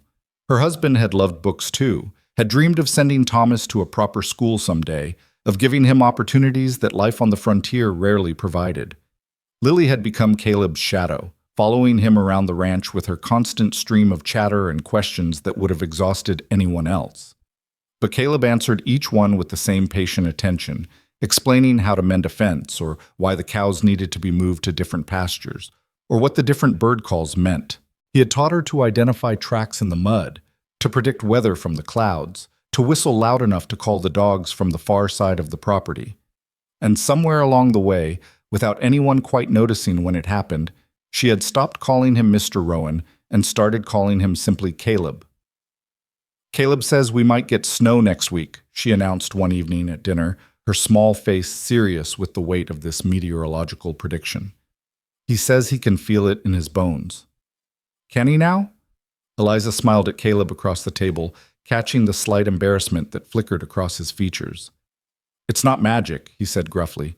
"Just experience. You live through enough winters, you learn to read the signs." "What signs?" Thomas asked, his natural skepticism warring with his growing respect for the man who had become, in so many ways, a father to him. "The way the animals behave, the color of the sky at sunset, the feel of the air on your skin." Caleb paused, considering. "My father used to say the land talks to you if you learn to listen. Took me years to understand what he meant." "Will you teach me?" Thomas asked, and there was something in his voice, a longing, a hunger, that made Eliza's heart ache. "To listen, I mean. To understand what the land is saying." Caleb looked at the boy for a long moment, and Eliza saw something pass between them, an acknowledgement, a promise. "Yes," he said simply, "I'll teach you everything I know." The words hung in the air like a vow, and Eliza felt tears prick at the corners of her eyes. She turned away before anyone could see, busying herself with the dishes while the children finished their meal. But she felt Caleb's gaze on her back, warm and steady as a hand pressed between her shoulder blades. Later, after the children had gone to bed and the house had settled into its evening quiet, she found him on the porch staring out at the darkness. The temperature had dropped sharply with sunset, and she wrapped her shawl tighter around her shoulders as she settled into the chair beside his. "You're good with them," she said quietly. "With Thomas especially. He needs what you're giving him. He's a good boy, smart, determined. Reminds me of myself at that age." Caleb's voice was soft, contemplative. "Before everything went wrong." "What went wrong?" He was silent for so long that she thought he might not answer. Then, my father died when I was 12. Accident with the cattle. He was trampled trying to save a calf that had gotten caught in a fence. Took him 3 days to die, and we couldn't afford a doctor to ease his passing. Caleb, I'm sorry. My mother lasted another 2 years. Worked herself to death trying to keep the ranch going, trying to hold everything together for me and my brother. By the time I was 15, I was alone. My brother had gone east, looking for an easier life. I never blamed him for leaving. This land, it takes everything from you if you let it. Eliza reached out and took his hand, twining her fingers through his. His palm was rough and warm, the hand of a man who had spent his entire life working, fighting, surviving. But you stayed. I stayed. He turned his hand over, capturing hers more securely. I built this ranch from nothing, found Sarah, married her, thought we'd have the life my parents never got to have. And then, you don't have to talk about it. I want to. He looked at her, and in the starlight his eyes were luminous with old grief. I've never talked about it, not to anyone. But I want you to know, Eliza. I want you to understand why I am the way I am. She squeezed his hand in silent encouragement, and he continued. She was sunlight. That's the only way I can describe her. She walked into a room, and everything got brighter. I met her at a church social in town, and I knew within 5 minutes that I was going to marry her. Took me 2 years to convince her, but she finally said yes. A ghost of a smile crossed his face. We had 5 good years, 5 years of building something together, of planning and dreaming and believing that the future would be kind to us. And then Benjamin came. His voice cracked slightly on the name, the first time she had heard him speak it since that night in the kitchen. He was perfect, Eliza, perfect and beautiful, and everything I never knew I wanted until I held him in my arms. I would watch him sleep for hours, just watching, memorizing every detail of his face, afraid that if I looked away he might disappear. What happened? Caleb closed his eyes, and she saw the muscles in his jaw working as he fought for control. Fever. It swept through the valley that spring, took 6 people before it was done. Sarah went first. She was trying to nurse a neighbor's child and brought it home with her. She lasted a week. Benjamin lasted 3 days after she was gone. I buried them together in the meadow behind the house where Sarah used to pick wildflowers. Eliza felt tears streaming down her face, but she didn't try to stop them. Oh, Caleb. I wanted to die after that. I stood at their graves, and I thought about how easy it would be to just stop. Stop eating, stop working, stop breathing. Let the land take me the way it had taken everyone I ever loved. He opened his eyes and looked at her, and she saw the raw truth of what he was telling her. But I couldn't do it. Some stubborn part of me refused to give up, even when I wanted to. So I kept going, day after day, year after year, not living exactly, just existing. Until you. He reached up and brushed a tear from her cheek with his thumb, the gesture unbearably tender. Until that day in the alley when I saw you fighting for your children with everything you had, refusing to surrender even when surrender would have been easier. I saw myself in you, Eliza, the part of myself I thought had died with Sarah and Benjamin. I didn't feel strong that day. I felt broken. Broken and strong aren't opposites. Sometimes they're the same thing. She turned her face into his palm, pressing her cheek against his calloused skin. I don't know what we're doing, Caleb. I don't know what this is or where it's going. Neither do I. His voice was rough but honest. But I know what I feel. I know that when I wake up in the morning, the first thing I think about is whether you slept well. I know that when I'm out in the fields, I'm counting the hours until I can come home and see your face. I know that your children have become yours, she finished softly. They've become yours too. Yes. The word came out like a confession. Is that wrong? Is it too soon? It's not wrong. She looked up at him, at this man who had given her everything without asking for anything in return. It's not too soon. It's exactly right. He stared at her for a long moment, and she saw the war playing out behind his eyes, hope battling against fear, love struggling to break free of the grief that had imprisoned it for so long. Then, slowly, Giving her every opportunity to pull away, he leaned forward and pressed his lips to hers. The kiss was gentle, tentative, a question rather than an answer. Eliza felt it in every part of her body, the warmth of his mouth, the roughness of his skin, the tenderness that seemed so at odds with his hard exterior. She kissed him back, and the world contracted to this single point of contact, this moment of connection that changed everything. When they finally pulled apart, they were both breathing hard. "I should have asked first," Caleb said, his voice unsteady. "I should have. You didn't need to ask." She touched his face, tracing the line of his jaw with her fingertips. "I've been wanting you to do that for weeks." "You have?" "I have." He let out a breath that was almost a laugh, the sound so unexpected that it made her smile. I thought maybe I was imagining things, seeing what I wanted to see." "You weren't imagining anything." They sat together in the darkness, hands intertwined, the night pressing close around them like a blanket. The cold had deepened, and Eliza could see her breath misting in the air, but she couldn't bring herself to go inside. Not yet. Not when everything felt so fragile and precious and new.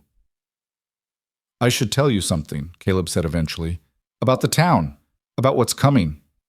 The warmth she had been feeling cooled slightly at his tone. "What do you mean?" "Mrs. Patterson came by earlier today while you were in the garden. She had news." He paused, and she felt his hand tighten around hers. "The Women's Society has convinced the minister to take action. They're planning to bring it before the church council next Sunday. Make an official declaration that our arrangement is immoral and demand that we either separate or face consequences." "What kind of consequences?" "Excommunication. Social ostracism. Pressure on every business in town to refuse to serve either of us." His voice was flat, controlled. "They've also been talking to the sheriff about possible violations of decency laws. There's no law that actually applies, but they're hoping the threat will be enough." Eliza felt the familiar cold of fear settling in her stomach. "So we're back to where we started?" "No." He turned to face her fully, his eyes fierce in the starlight. "We're nowhere close to where we started. You're not alone anymore, Eliza. You're not fighting this by yourself. Whatever comes, we face it together." "They'll destroy you," she whispered. "Everything you've built, everything you've worked for. I don't care about any of that. I care about you. I care about Thomas and Lily." He took both her hands in his, gripping them tightly. "I care about this family we've built, this life we're making, and I will not let a group of small-minded hypocrites take it away from us." "What are we going to do?" He was silent for a moment, and she could see him thinking, planning, strategizing. "We're going to give them what they want, or at least what they say they want." "I don't understand." "They want respectability. They want to feel like they've won, like they've forced us to conform to their standards." A strange smile crossed his face. "So we'll give them a wedding, a proper, legal, indisputable wedding that makes you my wife and removes any ground they have to stand on." Eliza's breath caught. "Caleb." "I know what I said before, that I wasn't proposing, not really, but things are different now." He lifted her hands to his lips and pressed a kiss to her knuckles. "I love you, Eliza Hart. I didn't expect it, didn't plan for it, but there it is. I love you, and I love your children, and I want to spend whatever time I have left on this earth making sure all of you are safe and happy and loved." The tears were flowing freely now, and she didn't try to stop them. "You're asking me to marry you." "I'm asking you to let me be your husband, your partner, the father your children deserve." His voice dropped to barely above a whisper. "I'm asking you to let me love you, properly and completely, for as long as we both live." She looked at him through her tears. This man she had feared and distrusted and slowly, impossibly, fallen in love with. She thought about everything they had been through, everything they had survived, everything that still lay ahead of them. She thought about Daniel, about the love they had shared and the life they had built, and she knew with absolute certainty that he would want this for her. Would want her to be happy, to be safe, to be loved. "Yes," she said, and the word felt like a door opening onto a future she had never dared to imagine. "Yes, I'll marry you." Caleb's face transformed. the hard lines softening, the grief receding, joy breaking through like sunlight through storm clouds. He pulled her close and kissed her again, and this time there was nothing tentative about it. This was a claiming, a promise, a beginning. When they finally broke apart, both of them were shaking. "We should tell the children in the morning," Eliza said. "Let them be part of this." "Are you worried about how they'll react?" "Lily will be thrilled. She's been asking when you're going to become her papa for weeks." She smiled at his startled expression. "You didn't notice?" No, I didn't notice. Thomas might be harder. He loved his father so much, and the idea of someone taking Daniel's place, I don't want to take Daniel's place. Caleb's voice was serious, earnest. Daniel was their father. Nothing changes that. I just want to be here, to love them, and protect them, and help them grow into the people they're meant to be. Not as a replacement, but as something new. That's exactly what I'll tell him. They sat together until the cold finally drove them inside, and even then they lingered in the warmth of the kitchen, reluctant to separate. It wasn't until the clock struck midnight that Eliza finally forced herself to climb the stairs, pausing at the top to look back at Caleb standing in the doorway. "Tomorrow," she said softly. "Everything changes tomorrow." "Everything changed the day you climbed onto my wagon," he replied. "Tomorrow is just the world catching up." She smiled, her heart so full it felt like it might burst. Then she went to her room and lay in the darkness, staring at the ceiling, thinking about the future that had suddenly become possible. The morning brought chaos. Eliza woke to the sound of hoofbeats, many hoofbeats, more than should be approaching the ranch at dawn. She was out of bed and at the window before she was fully awake, and what she saw made her blood run cold. A group of riders was coming up the road toward the house, at least a dozen of them. Even from this distance, she could see that they weren't coming in peace. Several of them carried torches despite the morning light, and the lead rider held something that looked distressingly like a rope. "Mama?" Thomas's voice came from the doorway, thick with sleep. "What's happening?" "Get your sister, get dressed. Don't come downstairs until I tell you." She kept her voice calm despite the terror clawing at her throat. "Do you understand me, Thomas? Stay upstairs no matter what you hear." "But do as I say." She was already moving, throwing on clothes with fumbling hands, her mind racing through possibilities and finding none of them good. She reached the bottom of the stairs just as Caleb came through the front door, his rifle in his hands and his face set in hard lines. "I saw them," she said. "Who are they?" "Trouble." He checked the rifle, verified it was loaded, then moved to the window. "Carter Mills and some of his friends, from the look of it. They've been drinking, or they wouldn't be stupid enough to try something like this." "What are they going to try?" Caleb didn't answer, which was answer enough. The riders reached the yard and fanned out in a loose semicircle around the house, their horses shifting nervously beneath them.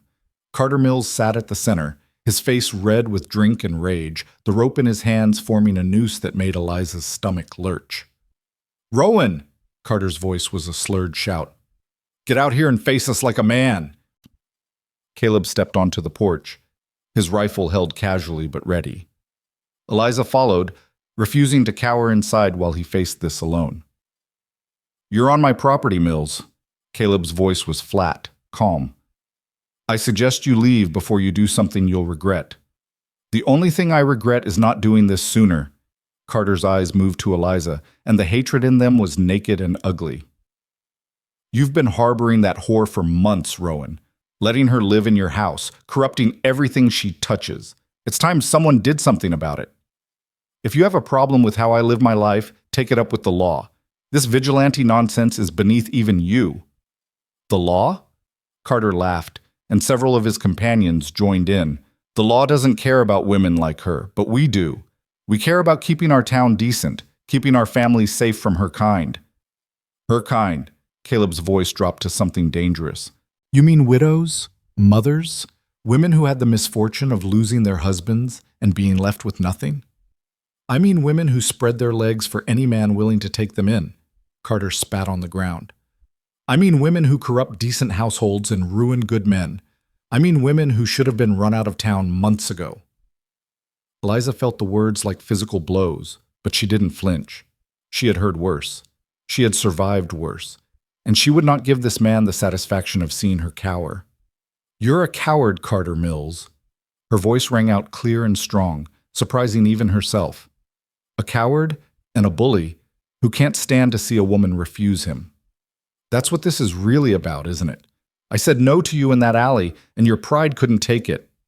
Carter's face went purple with rage. "You shut your mouth." "I won't shut my mouth. I've been silent long enough, letting people like you define who I am and what I'm worth. But I'm done being silent." She stepped forwards until she was standing at the edge of the porch, looking down at the men who had come to destroy her. "You want to run me out of town? Go ahead and try. You want to call me names, spread lies about me, make my life miserable? I've survived worse than anything you can do. But you will not make me ashamed of accepting help when I needed it, of finding a home for my children when the rest of you left us to starve." "Eliza." Caleb's voice was tight with warning, but she couldn't stop. "Every single one of you has walked past me in the street, watched my children go hungry, refused to lift a finger while we scraped and begged and struggled just to survive. And now you come here with your torches and your rope and your righteous indignation, and you dare to call me the problem?" She laughed, and the sound was bitter and sharp. "Look at yourselves, really look, and then tell me who the decent ones are." Silence fell over the yard, a stunned, uncertain silence that seemed to stretch for eternity. Eliza could see some of the men shifting uncomfortably in their saddles, doubt creeping into eyes that had been so certain moments before. Then Carter Mills made a decision. "Enough talk." He raised the rope, the noose swinging obscenely in the morning light. "If Rowan won't do what's right, we'll do it for him. String her up, boys." Several men dismounted and started toward the porch. The shot rang out before Eliza even saw Caleb move. It struck the ground at Carter's horse's feet, sending the animal rearing backward in panic. Carter barely managed to stay in the saddle, his face gone white with shock. "The next one goes through your skull." Caleb's voice was ice. "Anyone who sets foot on my porch dies. Anyone who touches that woman dies. These are facts, gentlemen. I suggest you consider them carefully." The men who had been advancing stopped, looking back at Carter for guidance. But Carter was staring at Caleb's rifle, at the steady hands that held it, at the eyes that held absolutely no doubt or mercy. "You'd hang for this," Carter said, but his voice had lost its certainty. "You'd hang for killing us." "Probably, but you'd still be dead, and so would anyone else who tried to hurt them." Caleb's jaw was set like stone. "I've got nothing left to lose, Mills. Can you say the same?" Another long silence, broken only by the nervous stamping of horses and the harsh breathing of men suddenly aware of their own mortality. "This isn't over," Carter finally said, wheeling his horse around. "You hear me, Rowan? This isn't over. It is for today." Caleb didn't lower his rifle. "Now get off my land before I decide to stop being so reasonable." The riders retreated, their bravado crumbling in the face of a man who had meant every word he said. Eliza watched them go, her whole body shaking with the aftermath of terror and rage. When the last of them had disappeared over the hill, she turned to Caleb and found him still standing exactly as he had been, the rifle still raised, his eyes still fixed on the horizon. "Caleb." She touched his arm. "They're gone." Slowly, like a man waking from a trance, he lowered the rifle. When he looked at her, his eyes were haunted. "I would have killed them," he said quietly. "If they had touched you, I would have killed every single one of them and not felt a moment's regret." "I know." "That doesn't frighten you?" She took the rifle from his hands and set it aside, then stepped into his arms and held him as tightly as she could. "You would have killed them to protect me," she said against his chest. "That doesn't frighten me. That makes me feel safer than I've felt in my entire life." His arms came around her, crushing her against him, and she felt the tension slowly drain from his body. They stood like that for a long time, holding each other in the morning light, while somewhere inside the house their children waited for the all-clear that would signal safety. "We need to get married soon," Eliza said finally. "Today, if possible, before they come back with the sheriff or the minister or whatever authority they think will help them. I know a justice of the peace in the next town over. We can be there and back before nightfall." "Then let's go." She pulled back to look at him, her eyes fierce with determination. Let's get married today, and then let them try to tear us apart. Let them try to take this family from me. I will fight them with everything I have, Caleb Rowan, and I will win." He looked at her, this woman who had risen from the ashes of her own destruction, who had faced down a mob with nothing but her voice and her courage, and she saw something like awe in his eyes. "I believe you will," he said. "I believe you will." The wagon rattled down the mountain road toward the next town, carrying a family that had been forged in desperation and tempered by fire. Eliza sat beside Caleb on the bench seat, her hand resting on his thigh in a gesture that still felt new and precious. Behind them, Thomas and Lily huddled together under a blanket, their faces pale but determined, having witnessed more that morning than any children should ever have to see. They had left within the hour, pausing only long enough to pack essentials and explain to the children what was happening. Lily had burst into tears of joy at the news of the wedding, throwing herself at Caleb with such force that she nearly knocked him over. Thomas had been quieter, more reserved, but when Caleb had knelt down to look him in the eye and ask formally for permission to marry his mother, something had shifted in the boy's face. "You'll take care of her?" Thomas had asked, his voice rough. "You promise?" "I promise," Caleb had replied. "And I promise to take care of you and your sister too, for as long as I live." Thomas had considered this for a long moment, then extended his hand like a man sealing a business deal. "Okay then, you can marry her." Eliza had watched the exchange through a blur of tears, seeing in that moment the man her son would become, principled, protective, willing to set aside his own grief for the sake of those he loved. Now, as the miles rolled past beneath them, she found herself thinking about the journey that had brought them here. 3 months ago, she had been eating garbage behind a saloon, convinced that death would be a mercy compared to the life she was living. 3 months ago, she had looked at her children's hollow faces and wondered if she had the strength to keep fighting when fighting seemed so pointless. And then a shadow had fallen over them, and everything had changed.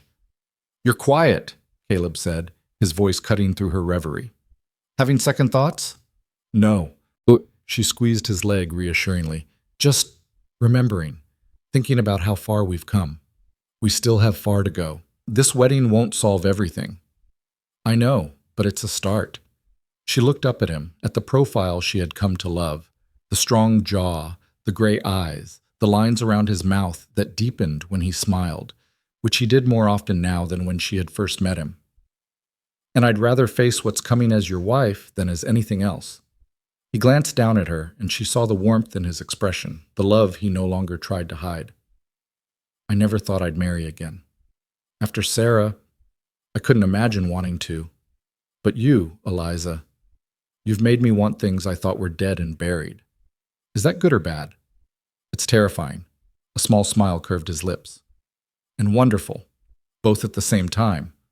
The town of Clear Springs was small but prosperous, built around a silver mine that had brought wealth and relative sophistication to an otherwise unremarkable stretch of Wyoming territory. The justice of the peace, a portly man named Judge Harrison, lived in a neat white house at the edge of town and was known for performing marriages without asking too many questions. He answered the door with flour on his apron and a look of mild surprise on his face. "Caleb Rowan, haven't seen you in, 2 years?" "3," Caleb replied. "I need a favor, Harrison." "A favor, is it?" The judge's eyes moved to Eliza, then to the children standing solemnly behind her. Understanding dawned on his face. "Ah, this kind of favor." "If you're willing," Harrison studied them for a long moment, his gaze shrewd but not unkind. "You better come in. My wife just made coffee, and you all look like you could use some." The ceremony took place in the judge's parlor, a cozy room filled with overstuffed furniture and the smell of baking bread. Eliza stood before the fireplace with Caleb's hand warm and steady in hers, feeling as though she were standing on the edge of a cliff, about to leap into something vast and unknown. "Do you, Caleb Rowan, take this woman to be your lawfully wedded wife?" Judge Harrison's voice was formal, but there was a gentleness in his eyes that made Eliza's throat tighten. "I do." Caleb's voice was firm, unwavering. "And do you, Eliza Hart, take this man to be your lawfully wedded husband?" She looked at Caleb, at the man who had pulled her from the gutter, who had given her children a home, who had stood against a mob to protect her. She thought about Daniel, about the love they had shared and the life they had built, and she felt him there somehow, watching, approving, giving her permission to be happy again. "I do," she said, and her voice didn't waver either. "Then by the power vested in me by the territory of Wyoming, I pronounce you husband and wife." Harrison smiled broadly. "You may kiss your bride, Mr. Rowan."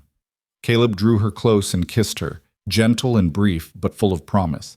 Behind them, Lily let out a cheer that made everyone laugh, and Thomas clapped with a solemnity that was somehow more moving than any demonstration of joy. They were married. It was done. Whatever came next, they would face it together. The ride home was different than the ride out had been. The tension that had gripped them all morning had loosened, replaced by something lighter, something that felt almost like celebration. Lily chattered constantly about the wedding, about the pretty dress Mrs. Harrison had lent Eliza to wear, about the cake they had been given to take home. Thomas was quieter, but there was a peace in his expression that hadn't been there before. "What do we call you now?" Lily asked Caleb as the wagon crested the last hill before the ranch. "Are you our papa?" Caleb glanced back at her, then at Thomas, his expression careful. "That's up to you. You can call me Caleb or Mr. Rowan or Papa if you want. Whatever feels right." "I want to call you Papa." Lily's voice was decisive. "Is that okay, Mama?" Eliza felt tears prick at her eyes. "Yes, sweetheart. That's okay." "Thomas?" Caleb's voice was gentle. "What about you?" Thomas was silent for a long moment, staring down at his hands. When he finally spoke, his voice was rough with emotion. "My papa died. Daniel Hart. He was a good man, and I loved him, and I don't want to forget him." "You won't forget him," Caleb said quietly. "I would never want you to forget him. He was your father, and he always will be. But you're here now. You take care of us. You love Mama." Thomas looked up, and there were tears in his eyes. "Can I call you Pa? It's different from Papa. It would be just for you." Something broke open in Caleb's expression, a wall crumbling, light flooding through. "Yes," he said, his voice thick. "Yes, Thomas. You can call me Pa." They reached the ranch as the sun was beginning its descent toward the mountains, painting the sky in shades of gold and rose that took Eliza's breath away. The house looked the same as when they had left it that morning, but somehow everything was different. It wasn't just Caleb's house anymore. It was their house, their home. "Look," Lily said, pointing toward the road. "Someone's coming." Eliza's heart seized in her chest. After this morning, after Carter Mills and his mob, she couldn't help but fear the worst.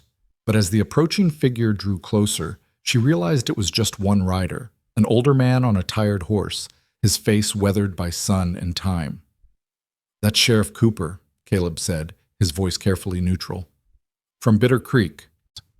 They waited in the yard as the sheriff approached, Caleb's hand resting on the rifle that was never far from his side. But when Cooper dismounted, his expression was more weary than threatening. "Rowan," he said, nodding. "Mrs. Hart, or I suppose it's Mrs. Rowan now, from what I hear." "News travels fast," Eliza said cautiously. "Judge Harrison sent word. Figured I ought to know before things got more complicated than they already are." Cooper removed his hat and ran a hand through thinning gray hair. "Look, I'm not here to cause trouble. I'm here because trouble is coming whether I like it or not, and I'd rather get ahead of it than clean up after it." "What kind of trouble?" Caleb's voice was hard. "Carter Mills filed a complaint this morning. Says you threatened him and his men with a firearm, made death threats, endangered their lives." Cooper held up a hand as Caleb's expression darkened. I know. I've got a pretty good idea what actually happened. Mrs. Patterson came to see me too, told me about the mob, the noose, all of it. But Mills has got money and connections, and he's pushing for formal charges." "On what grounds?" Eliza demanded. "He came onto our property with a lynch mob. We were defending ourselves." "I know that, ma'am, but proving it is another matter. Mills has a dozen men willing to swear they were just coming to express concerns about community standards. Says Rowan opened fire without provocation. That's a lie. Probably. But it's his word against yours, and in this territory, a rich man's word carries a lot of weight. Cooper sighed heavily. I'm trying to help you, Mrs. Rowan. Truly I am. But you need to understand what you're up against. Caleb stepped forward, his jaw set. What do you suggest we do, Sheriff? Honestly, I suggest you find witnesses. People who can testify to Mill's behavior, to the threats he's made, to the way this whole town has treated your wife. If you can show a pattern of harassment, if you can prove that Mills was the aggressor, we might have a chance of making this go away. And if we can't, Cooper met his eyes steadily, then you might be facing a trial. And in this territory, trials don't always go the way they should. After the sheriff left, Eliza sat on the porch and watched the sun sink behind the mountains, her mind racing through possibilities. They had come so far, survived so much, and now the threat of everything being torn away was closer than ever. We'll find witnesses, Caleb said, settling into the chair beside her. There have to be people who've seen how Mills operates, who know what kind of man he really is. Most of them are too afraid to speak up, or they're in his pocket. Not everyone? He reached over and took her hand. Mrs. Patterson stood by you when no one else would. There might be others like her. And if there aren't, then we fight anyway. His grip tightened. I didn't save you from that alley just to lose you to a courtroom, Eliza. Whatever it takes, we'll get through this. She wanted to believe him. She needed to believe him, but the fear that had been her constant companion for so long was hard to shake, and it whispered in her ear that happiness was temporary, that safety was an illusion, that everything she loved would eventually be taken from her.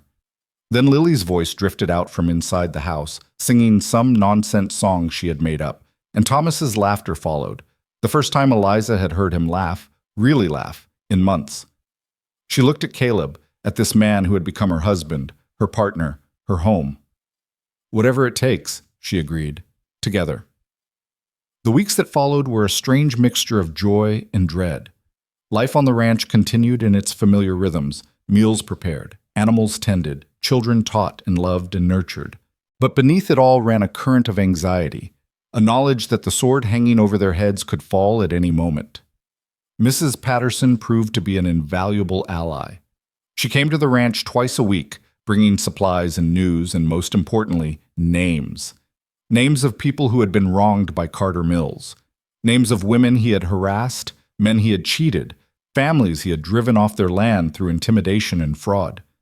There's more than you'd think, she told Eliza over tea one afternoon. People are afraid to speak up individually, but if enough of them come forward together, would they? Come forward, I mean? Some might, if they knew they weren't alone, if they believed there was a chance of actually holding Mills accountable. Eliza began making visits of her own, traveling with Caleb to remote homesteads and small farms scattered across the valley. She listened to stories of bullying and threats, of loans called in without warning, of livestock mysteriously dying, and fences mysteriously burning. She saw the fear in people's eyes, the resignation of those who had accepted that Carter Mills was simply a force of nature, as inevitable and uncontrollable as the weather. But she also saw something else in some of those eyes, a spark of hope, of possibility, of the same stubborn refusal to surrender that had kept her going through the darkest days of her own journey. We could fight him, a farmer named Henry Wilkins said one evening, his voice barely above a whisper.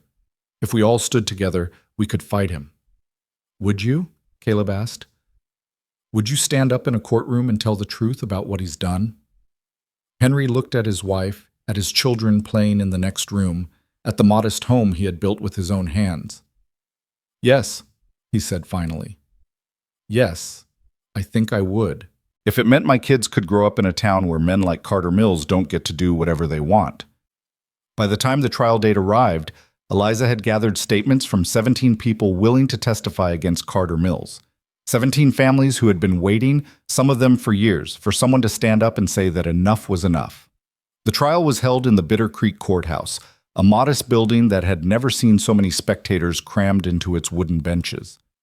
The entire town seemed to have turned out, drawn by curiosity or outrage or the simple human desire to witness conflict. Eliza sat in the front row with Thomas and Lily on either side of her, their small hands gripping hers tightly. Caleb sat at the defendant's table, his face calm but his eyes sharp, watching everything with the focused attention of a man who had too much to lose. The prosecutor, a young man named Adams, who had clearly been expecting an easy conviction, began confidently enough. He called Carter Mills to the stand, where the rancher told a tale of innocent men threatened by a madman with a rifle, of a woman of questionable virtue corrupting a once respectable household, of concerned citizens simply trying to protect their community. It was a good story, smooth and rehearsed. The jury, 12 men from Bitter Creek and the surrounding area, listened with the solemn attention of people who believed what they were hearing.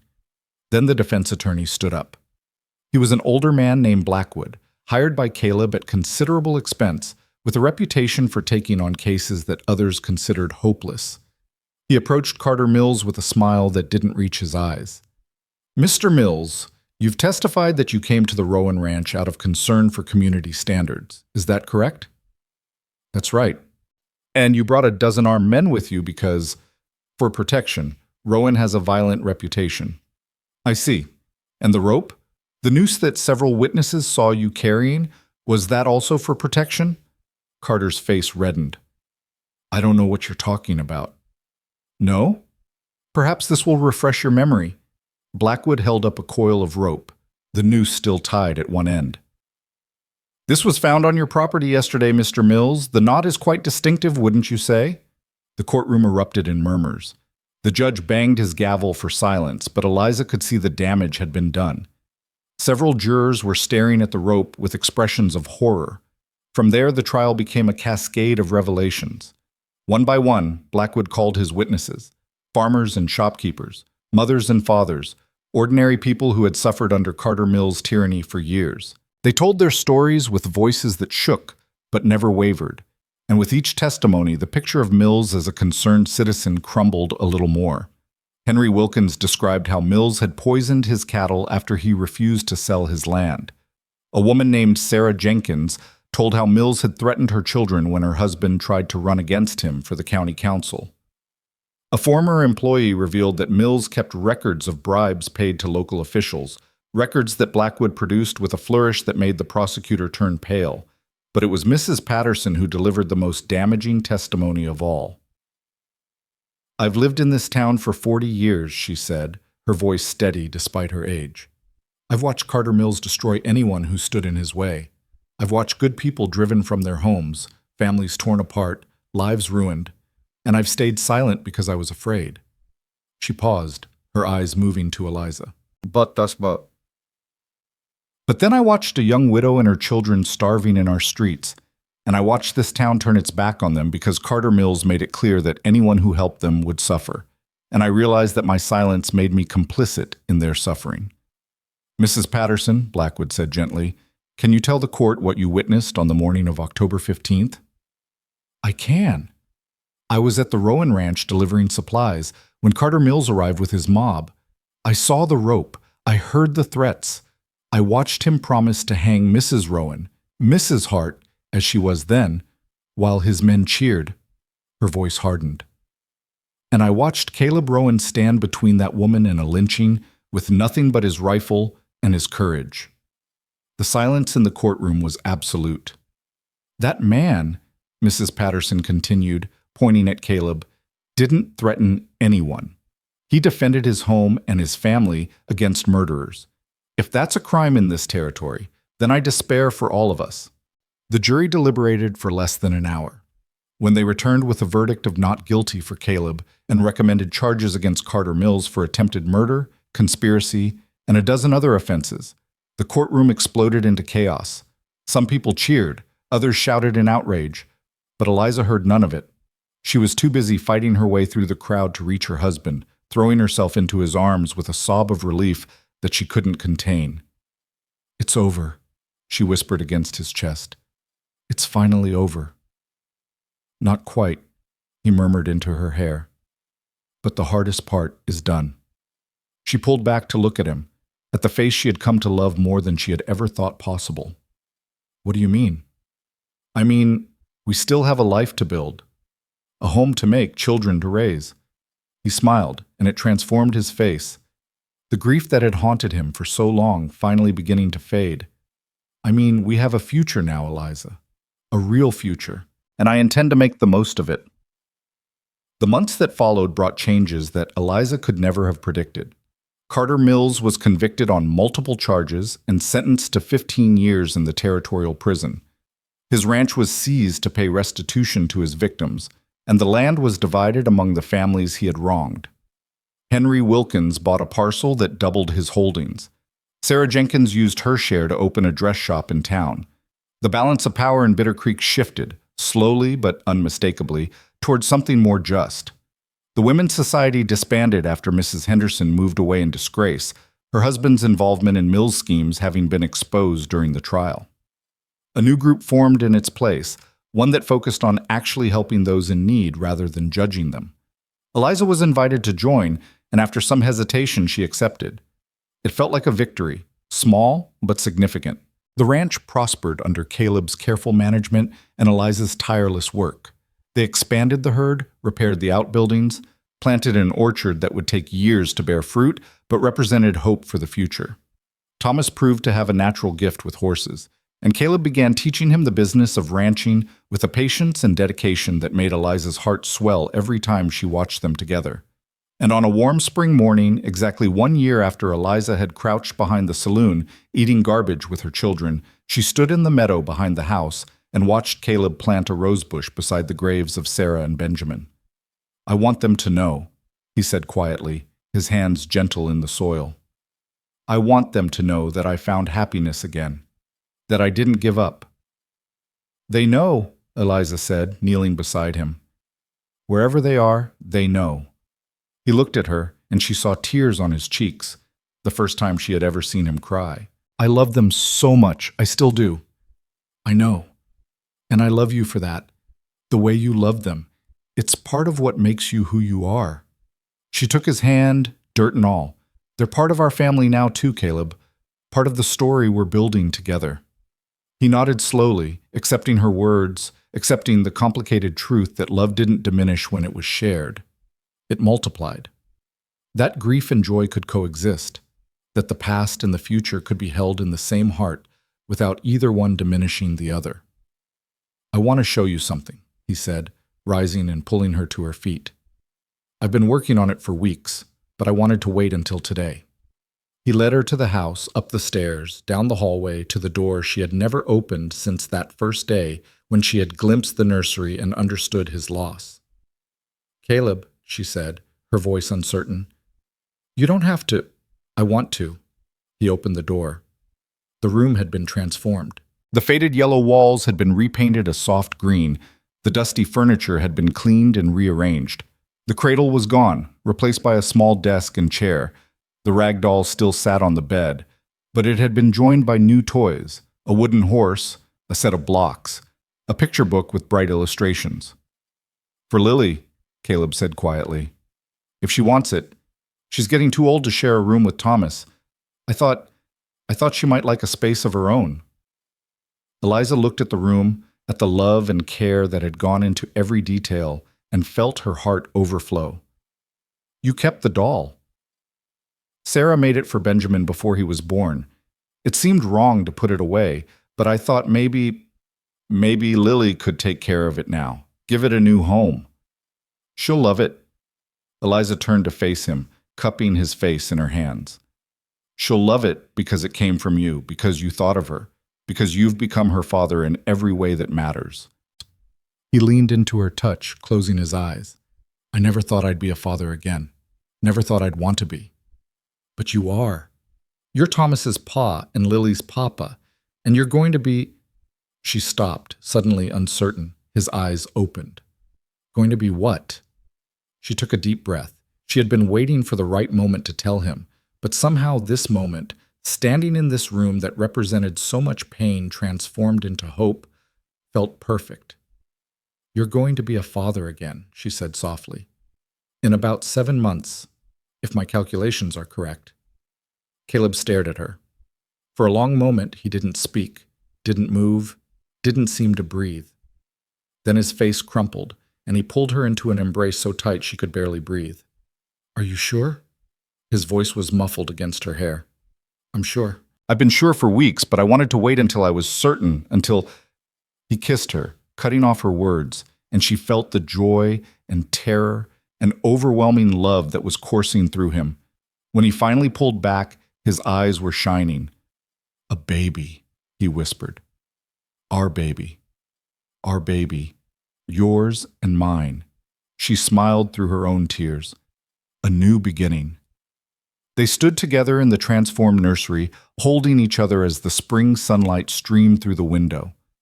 Outside, she could hear Thomas calling to Lily about something, hear the chickens clucking in their coop, hear the sounds of the life they had built together against all odds. Eliza thought about the journey that had brought her here, the loss, the desperation, the moment when a stranger's shadow had fallen across her shame and changed everything. She thought about hunger and fear and the cold cruelty of people who should have helped her. She thought about courage and kindness and the unexpected grace of second chances. And she thought about what Caleb had said to her so long ago, on that first day when he had pulled her from the gutter and offered her something she had never dared to hope for. Sometimes, the greatest turning point in a life isn't a miracle or a battle. It's just a steady voice that says, "You belong here." She belonged here now, in this house with this man, surrounded by children who called her mama, and a future that stretched before them, full of possibility. "I love you," she said to Caleb, the words simple but containing everything. "I love you too," he replied, "more than I ever thought I could love anything again." They walked downstairs together, hand in hand, to tell the children about the baby, to continue building the life they had chosen, to keep writing the story that had begun in desperation and was now, finally, finding its way towards something that looked remarkably like joy. The ranch stretched around them, solid and welcoming, a home built from hard work and healing and the stubborn refusal to give up. The mountains rose in the distance, ancient and unchanging, witnesses to generations of struggle and triumph. And somewhere, in the small cemetery behind the house where wildflowers were beginning to bloom around two modest headstones, the rosebush Caleb had planted that morning was putting down roots. New life growing from old grief, hope rising from ashes, a family forged not by blood alone, but by choice, by love, by the simple, profound decision to stay.